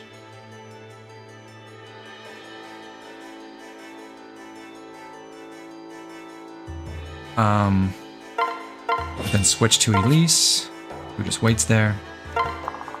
Be careful. Effie comes in, trades, give Silas a weapon again, and then uses Silas's dual strike. She could use Nyx's dual strike as well, but that's kind of gross.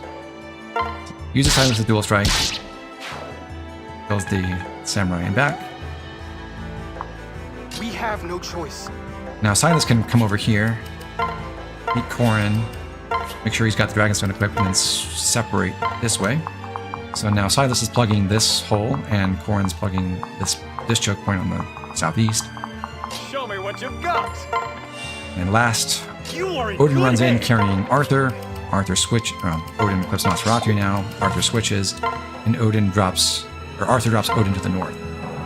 We gave Odin his HP tonic and magic tonic and speed tonic because Odin's going to work as bait here.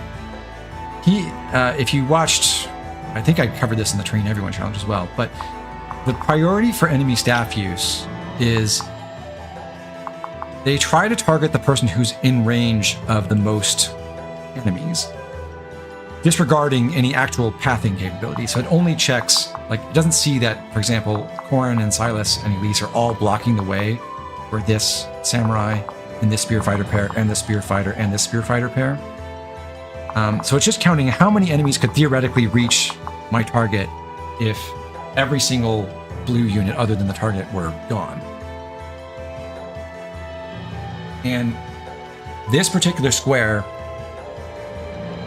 faces the second highest number of enemies possible on this turn. The only one with more would be the one north of Elise, which would also be in range of this spear fighter. Because it's facing these 3 archers and both of these spear fighter clusters and this one and the samurai here.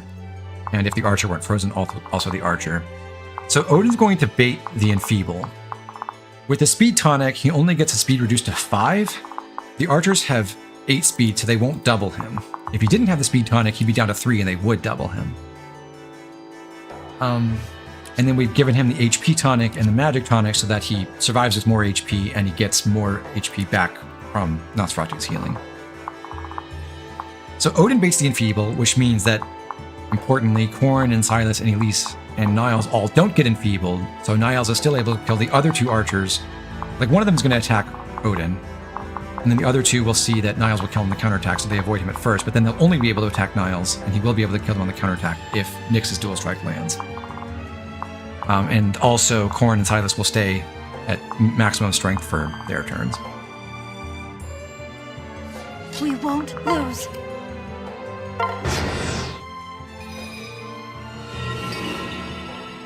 I will turn animations on to show some of the hit rates here.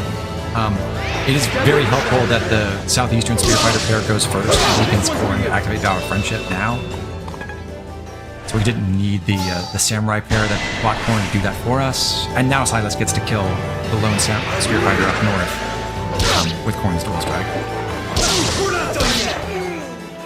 I won't fail again.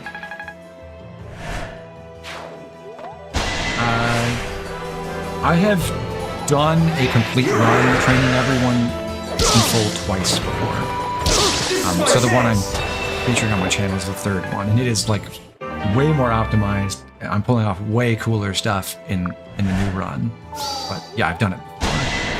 I added new like sub goals for the new run that I wasn't pursuing at all. And then they all seem to be working out just fine. So here, we need Niles to hit both of his attacks, and of course, Nyx has to land her dual strike as well. It's rough out there sometimes.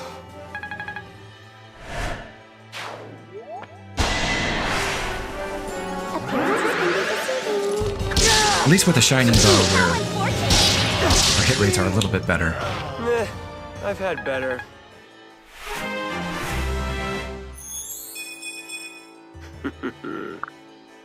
Niles levels up with that kill. If he happened to gain strength, that would be helpful. It would make it easier to capture Haitaka, but it's not necessary because we'll be able to cover that extra point of damage thanks to Elise. Now for this turn, unfortunately, we're not able to spare the time to go pick up the Brass Naginata. For one, we need to send Niles at Haitaka, so we can't have him use Lock Touch to open this chest, so we need to use the chest key on that. And even if, like, potentially Azura were still close enough after going to this chest, we just don't have... Well, she's not going to be close enough is the problem. She's not going to be able to reach someone to help them unlock this chest the following turn if she opens this one. So we'll come back to her in a second. What we do first on this turn is we have Nyx run into this open space and kill off the lead spear fighter that bought Silas. And then Silas teams up with Corrin one last time. Kill the next spear fighter. Get us another nice infusion of money. Let's go. Corrin runs up next to the Shrine Maiden. He equips his Iron Sword because we're trying to do minimal damage here, and then he just waits there, leaving the Shrine Maiden for another turn. Let's do We need this! Effie to get into the action, so she pairs up with Niles, Alright, come on. and he carries her over under Silas. She transfers Niles over to Silas, and then also trades with him, giving him the Bronze Lance now, or the Iron Lance now, and taking the Bronze Lance from him. With Elise could use either support partner. If she chose Silas, she would actually end up hypothetically earning enough support to get a C support between them. But because Silas already has way more support with Corrin, she's going to get bumped down to 2 points maximum anyway, so this doesn't matter at all. She's not going to earn enough support points with Elise to gain anything because they're only doing this one round of combat together, sadly.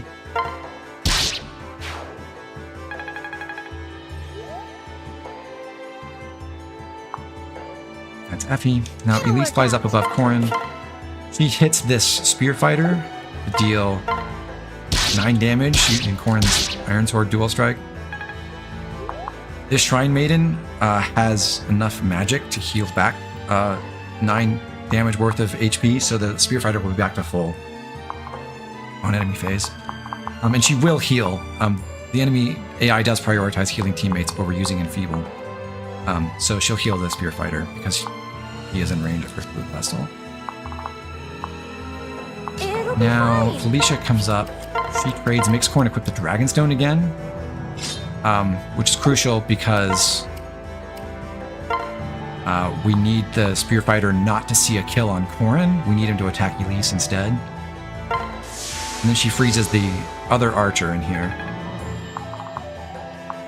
Next, Arthur, who's here, takes Niles, and when I originally set this up, I actually had Niles bring a concoction so that he could stand here. Unfortunately, he's not strong enough to kill this archer. Like, hypothetically, if we'd given Elise a strength tonic so her dual strike was a little bit stronger and Niles had gained strength on his first level, he could just assassinate this archer now. But my previous setup, I had brought a concoction for this, but I realized you could also just have Arthur fight this guy. Now his hit rates aren't amazing, and he does face crit, but this way we save 600 gold.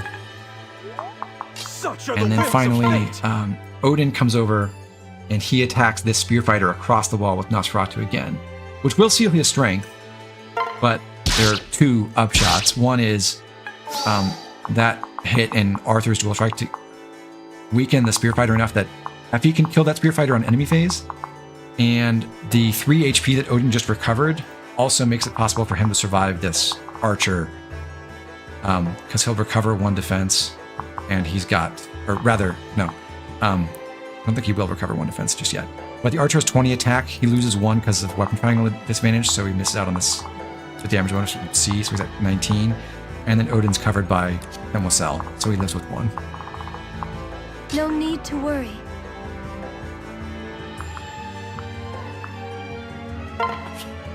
And then lastly, Azura has to run through and just brave the attack from the patrolling samurai, the weakest capturable enemy in the game, so that you can get close enough to help out on the following turn.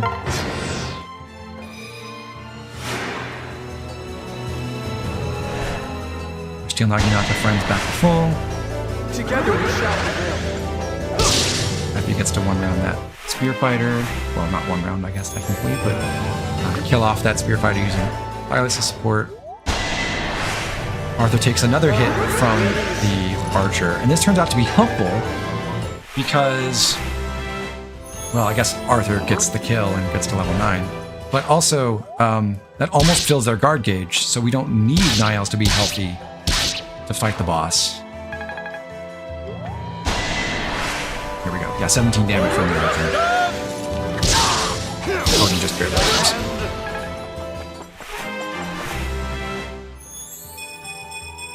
Too much power! And I'll just note, Odin used an HP tonic and not a defense tonic because he was taking 2 physical hits. So a defense tonic would have been worth 4 bulk to him, but the HP tonic was worth 5. And that was the 1 extra point he needed. So, I mentioned in Chapter 7 that there was a consideration about not having Elise gain experience, not having her heal someone.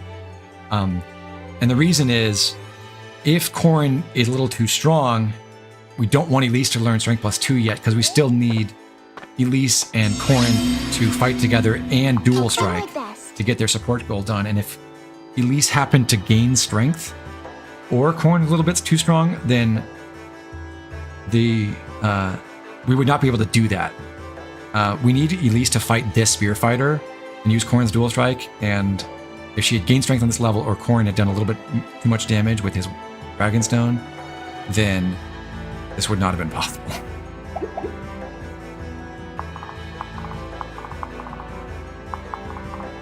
So if you want to guarantee, well, almost guarantee that everything works and reduce Elise's damage output by 2 points, you can deny her some experience so she doesn't level up yet.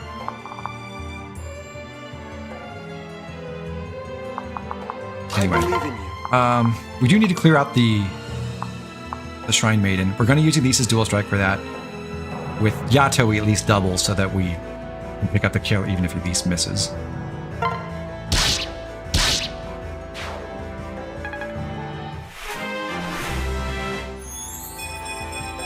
You'll be all right. The dual strike partner doing something in the fight does affect support gain. If you actually swing or attempt it in the fight, you get more support than if you were just the tag team partner but didn't get to swing.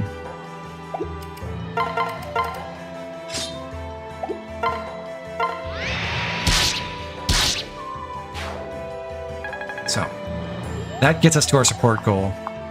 Again, this kind of thing is not really essential to doing this clear. It just matters for the sake of racking up those support ranks for Corrin and Elise later.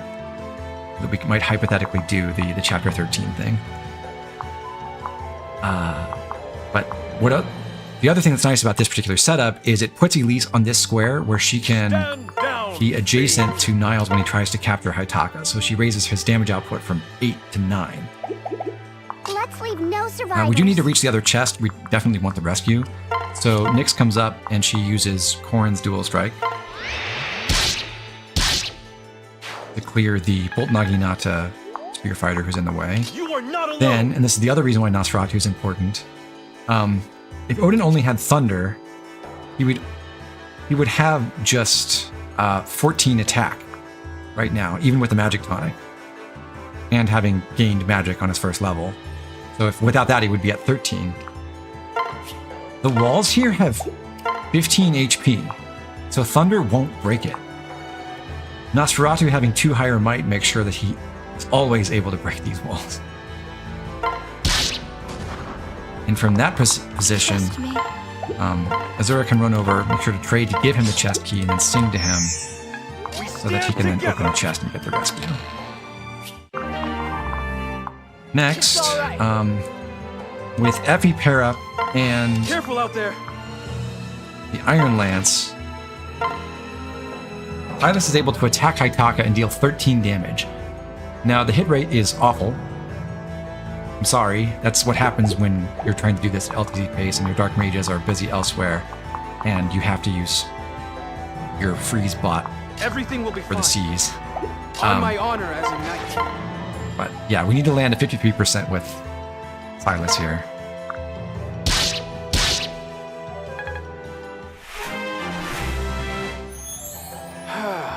So he gets to level 10 and learns Shelter, just in time to start Shelter singing for later, You probably. have my support. And Niles, thanks to Lily's poise, deals 9 times 2, which is exactly enough to capture Haitaka, also at 53% displayed hit. Yeah, it's scary, yeah. But the guard gauge will fill up, so Niles will not die to the counterattack, and we'll take our prisoner away.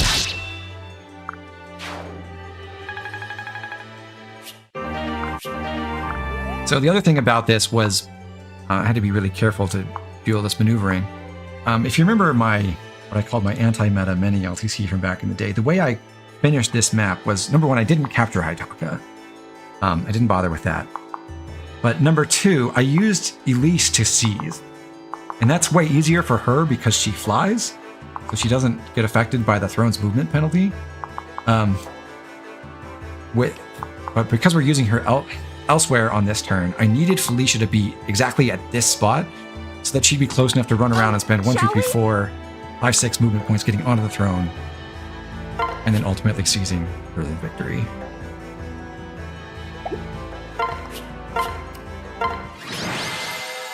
And that's chapter 9 in 5 turns.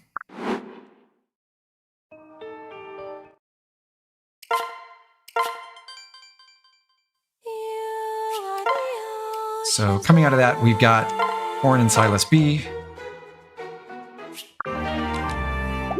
Corrin and Elise B. And happily, because of that one time Odin and Elise fought together when Odin was enfeebled, and Elise gave him a dual strike, we also get Odin and Elise C. So just to look at the army real quick, we got Corrin to level 11. And I do wonder, well, I'll come back to that. Got Corrin to level 11, Felicia, barely trained. Arthur got to level 9, Effie's 8.5. Odin gained 1 level, got to level 6. Niles is most of the way to level 10, so he'll get movement +1 pretty soon. Silas is already at level 10, so he's already unlocked Shelter. Elise flies now and has unlocked Strength +2. And then Nyx very nearly got to level 10, so basically any kill in the next map will get her Malefic Aura. And then lastly, we've got Azura. And the biggest challenge left on the road ahead, if I actually want to make the Elise Chapter 13 strat real, is definitely going to be training Azura. Because, I mean, ideally I'd like to not use Raider weapons for that anymore. I do want to actually get proper stat thresholds with the things that you can normally get over the course of typical gameplay, and be able to use a Forged Bronze Axe on Elise instead of a Forged Raider Axe.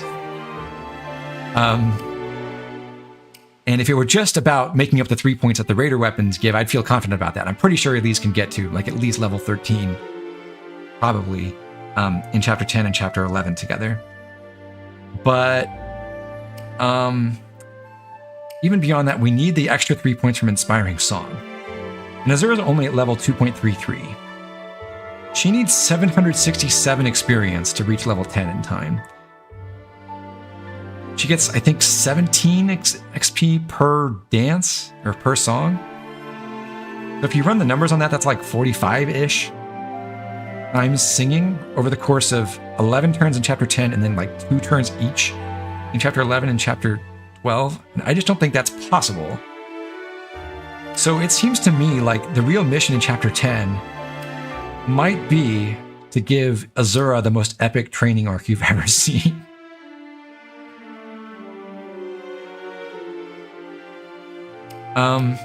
So that's another concept I'm kind of excited about exploring. I did think about it for a bit, and even if you probably can't have her kill someone on turn 1, I think.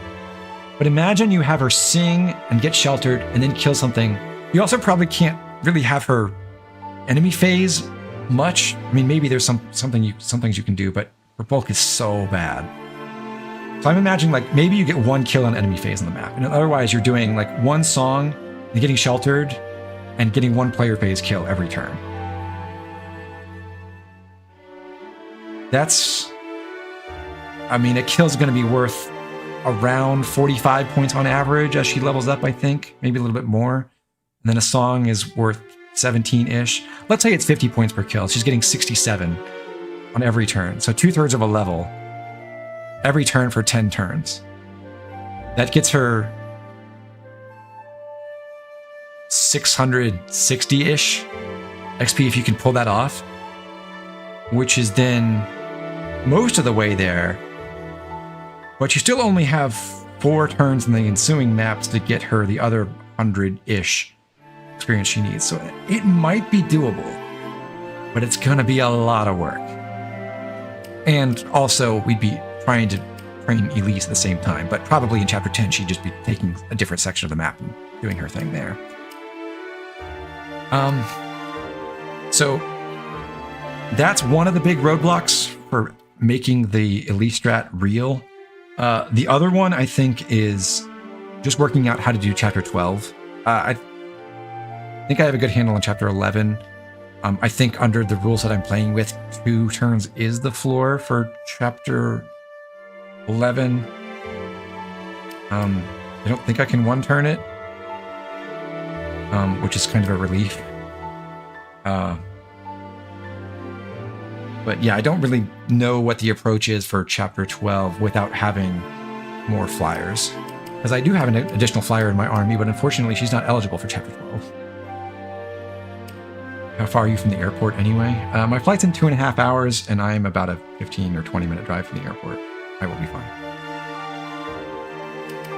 So, I think that's basically, I've shown all I want to showcase today. I think, and I don't expect to come back with an update on the next few chapters anytime soon, because I do want to work on the next episode of the Train Everyone Challenge. But on the one hand, it's like still a really daunting task ahead to see if I could actually get Inspiring Song on Azura and get Elise trained up. On the other hand, it does sound like a really awesome challenge to pull off, so it could be a lot of fun.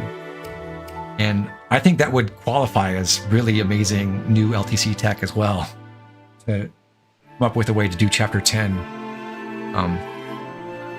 in a way that gets Azura almost to Inspiring Song already.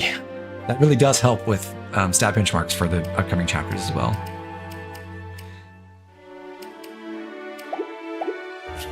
So, I think that's all for today.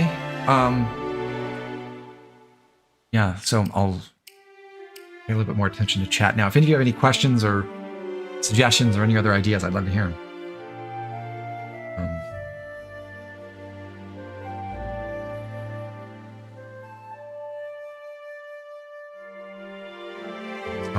Somebody who said FHCs. Yeah, I could have. QBTR, to clarify, yes, I do have a hit patch on. I did not want to try to do this where I was relying on the actual listed hit rates. It's my favorite Pokemon game.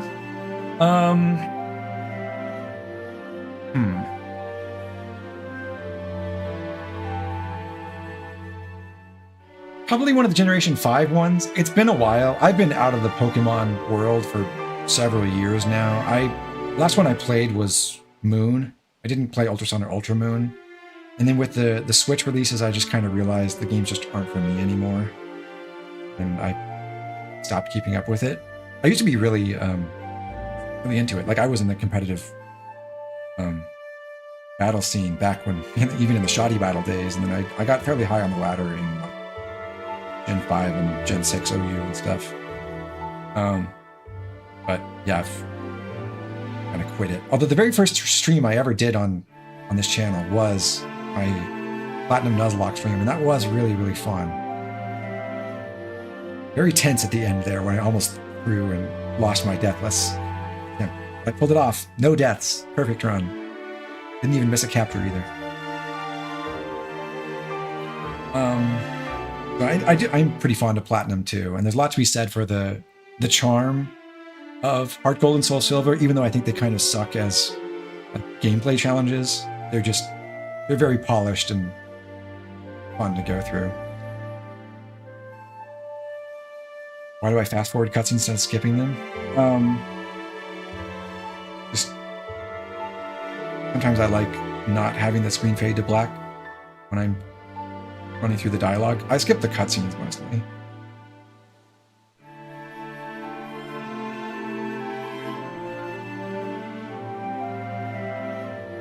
But just to bring back to the comments, it's just people responding to this, the comment about using the hit patch, it's a big reason why I don't like LTC as a playstyle, why I don't really care about it when I do things like unit rankings. Because I just feel like the kinds of things you do to make an LTC work are cool as puzzles, but they are stupid as gameplay decisions.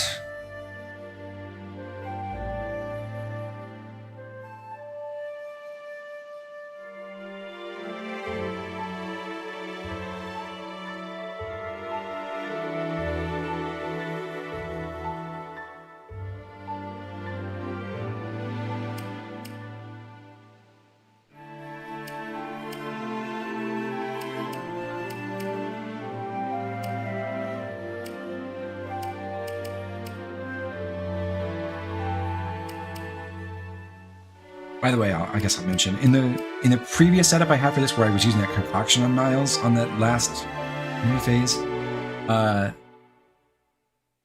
The way that was working was the archer was then opting to attack Nyx on that enemy phase, and Nyx was killing on the counterattack and getting to level 10, which was pretty cool.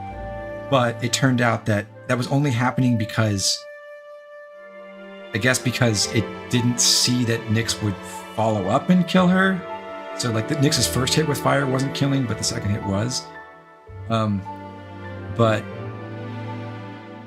once in that setup, I also had Elise unequipped so she wasn't dual striking for Odin, and I decided I wanted to have her equipped so that they would get that support point. And when Elise's dual strike hits, that reduces the archer's HP by enough that it apparently changes his decision making. You think you'll stream Fortune's Week when it comes out? Almost certainly, yes. I'm actually really glad that I streamed my blind first playthrough of Engage, because I think that was by far the most fun experience I had with the game, was like not knowing how everything worked and trying to figure it out. And I mean, there was stuff I already knew was going to be broken that I opted not to do, like I didn't use Micaiah warps to go boss skipping for the rest of the game once she came back. But I discovered more mechanics in that run that were really thrilling to discover on that run, but kind of make subsequent runs unfun. How do you plan out these clears? Do you try to calculate as much as possible in single play of a map ahead of time, or do you allow them to try small adjustments? For this kind of thing, it's an awful lot of, well, I try to figure out what I want to achieve before I go in, and then, like, for example, with Chapter 8, I might like map out, okay, do I have the movement to get to the boss? But for these LTC things, it's a lot of, let's take a save state every single turn and see what we can do to optimize from here. And then, oh, I realized 3 turns ago I should have done something differently, so let's go back to that and arrange my units in a different way. And I spent hours, it doesn't really come through in the way I did the commentary on this live stream, but I spent hours and hours trying to work out exactly where to put everyone on turn 2 in Chapter 9. Like when they were all huddled around the entrance to the fort, because they all need to be in specific spots to get to the right places, and there were many different permutations of that I worked on before I arrived at this method, which seems to be the best for what I'm trying to achieve. What'd you think of Engage? I thought it was tremendous fun, and I even liked the goofy story and everything on a first playthrough. I just think I find the specific mechanics of that game too overpowered for my taste. Like, knowing what I know now, it's just not as interesting to play as it was in the first time through. So it doesn't have the 3 houses problem for me, which is just that it seems like such a slog to get through all the busy work, and I just don't want to do it anymore. But it's just that I know how to play that game well, and the way to play that game well is not interesting to me. Whereas in Fates, like, the mechanics of Fates are also stupidly broken. Like, pair up is ridiculously powerful in this game. But I think, especially in the challenge formats, it's really, really interesting to use the basic mechanics of like pairing up and separating and transferring and using dual strikes and all that stuff to produce really awesome results and achieve things that are surprising. And I just don't get that same sense out of playing Engage.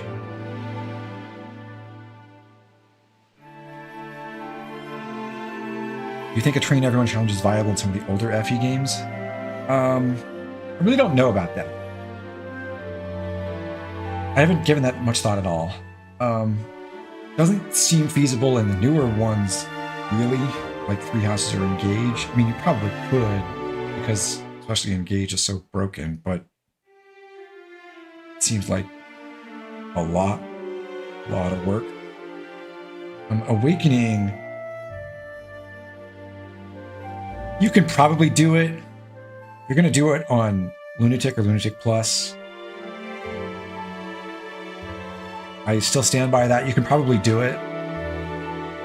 Some things will be hell on earth, on Lunatic Plus, but you could get it done.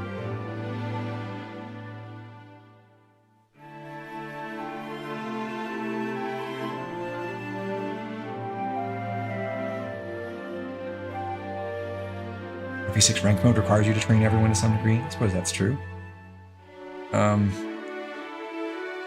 FP11 is impossible. Yeah, I played so little of the older games that I don't, and I remember what I've seen of them badly enough that I would not be confident saying anything about how it could or could not be done in the older ones. But I will trust that for the most part, they're just not built to support it. And there's some key things that happen in Fates, like the way Fates is built, that make it way more feasible than in a lot of other games. Like the fact that the experience fall off is pretty severe once you get more than 3 or 4 levels over the enemies means that if you're bothering to like dump a bunch of experience into underleveled units, you're not really missing out on too much power on your main carries. So you're not falling behind so much by not giving 1 or 2 main combat units all the experience. And that's a very different story in, say, Awakening, where you'll be hugely advantaged if you feed all or almost all the experience into like 2 units. And the experience floor, when you do get overleveled, is also tiny in this game, whereas other games might let you continue making progress, again, like Awakening, even when you're way ahead of the enemies. And there are other things that help you train weak units, like dual strikes, that can let them poach kills consistently without being strong. Revelation train everyone sounds torturous but possible. Yes, I believe so. Birthright train everyone is definitely possible. I did do one of those. I think it's miserable content, partly because the level curve in Birthright is so flat from like chapter 13-ish to chapter 23 that it's not that you can't, it's not like it's a struggle to succeed or anything. It's just that you can't level people up and make interesting builds happen in the main story chapters. You really need to feed off the paralogs, and it's just annoying. Did you math out if it was actually possible first? I did, yes. In terms of supports, yes. In terms of experience, I just knew that it was going to be possible. Like, that was not even a question.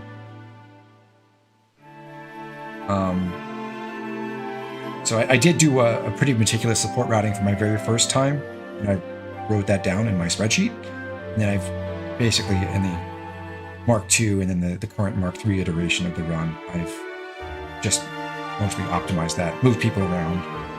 But yes, I did specifically plan who's going to be deployed on every map, and not every support game, but at least all the critical ones I sort of sketched out beforehand.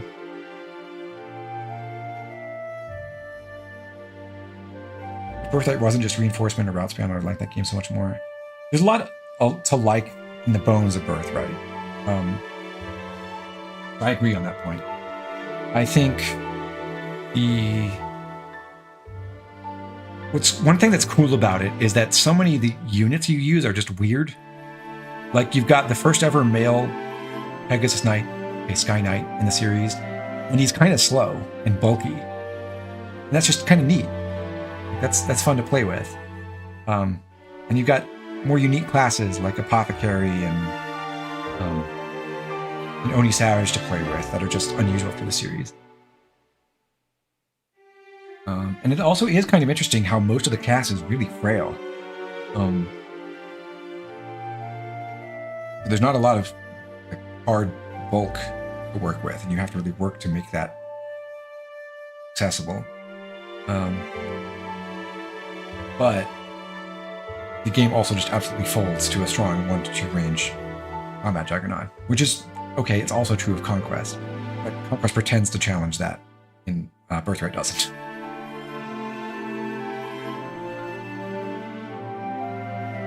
You know, people have worked on like acts of Birthright to try to make it more challenging. That does sound interesting, but I've got enough Fire Emblem projects on my plate that I don't want to get involved with anything like that anytime soon. Especially if Fortune's Weave is going to come up and eat a month of my time or something too. For a future video idea, could I go behind the scenes with the spreadsheets and stuff? Yeah, probably. I mean, I try to distribute a lot of that stuff anyway, like the spreadsheets for the support calculations, at least the support planning and the shopping list and everything are just linked in the video descriptions on every episode. But at the end of the run, I do also plan to publish my notes from the planning run I did, which was like with average stats patch. And like deterministic combat, basically, similar to what I was doing on stream today. So yeah, I don't know if I do another stream about that stuff, but I do plan to publish some more of that information. Birthright would be more enjoyable if you could get more seals early on. Yes! If you had like 3 early heart seals instead of 1, it would be so neat. Then you could feel a lot more flexibility to do things like Sky Knight Sakura and even Apothecary Azama, who is kind of garbage because Yumis suck, but still very entertaining with his enormous stats. Yeah, fair, and I also agree. If they didn't give you like a dozen units in the first 2 chapters, that would be helpful. And to finish the Conquest Training Everyone challenge? Absolutely. It's been slow going. I laugh when I go back and look from a few years ago, and I was like, oh, plan to post 1 every week or 2 weeks or so. Oops. But yeah, life got busier. I've got other things going on. Sports and personal business, and work is a lot busier than it once was. I mean, back when I did the 3 Houses run at the time, I was unemployed for most of it. Not so now. Just good.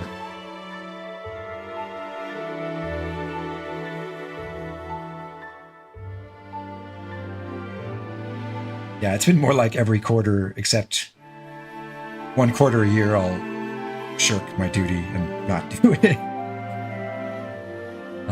Yeah, Baron's right. I have to finish every Prologue before chapter 22, so we are in the final Prologue rush now. In order for everyone to get married on time.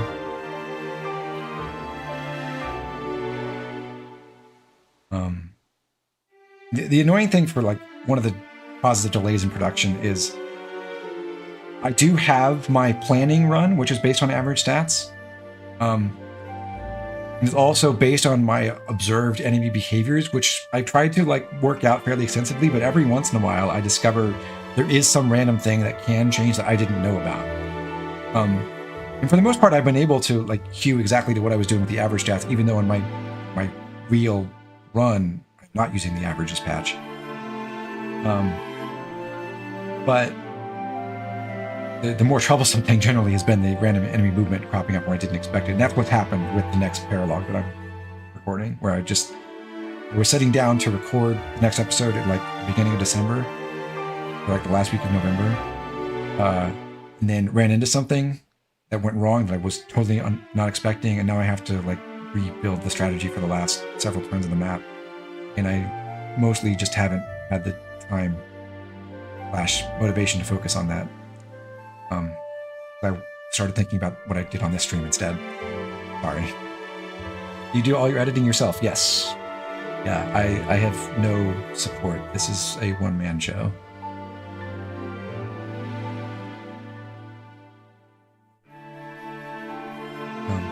But it's fun to have a YouTube channel where you do everything yourself, because like no one's. I mean, on the one level, it's kind of nice. I mean, I don't make enough on this channel to meet anyone's livelihood, but like no one is depending on me to put out content so that they can get paid to edit it, for example. And I can do it entirely as a hobby on my own schedule whenever I want, and do whatever I want with the channel. And I can put out things that maybe aren't as popular, but I just want to put on my channel for fun. And it doesn't matter.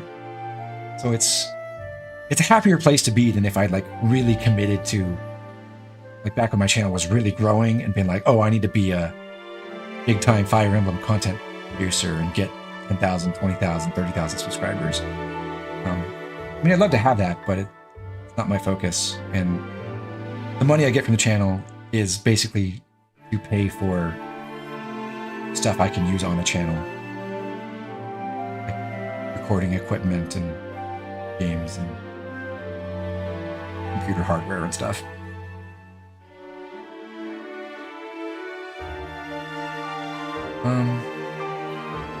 So I do appreciate everyone's support. When you show up and you watch, and those of you who send me super chats or memberships and everything, that's awesome. It really does help out. Helps me produce more stuff and bring more quality content. But it's not my livelihood. I'm not that worried about it. So it's just a fun thing for me.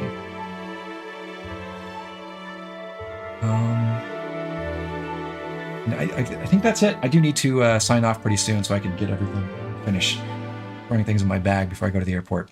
So thanks for coming, everyone. Appreciate the time. Hope you enjoyed the stream and you hopefully learned something, or at least you got to see some cool stuff. And maybe, just maybe, there'll be a sequel to this where we do the Epic Azura training arc or something. So yeah, I'm traveling again. Fortunately, I will be away from home and not able to do much production stuff while I'm gone. But I'll be back in a couple weeks, and I will do my level best to get the next episode of the Train Everyone Challenge out fairly soon. So, thanks everyone. I'll see you next time. Have a good Sunday.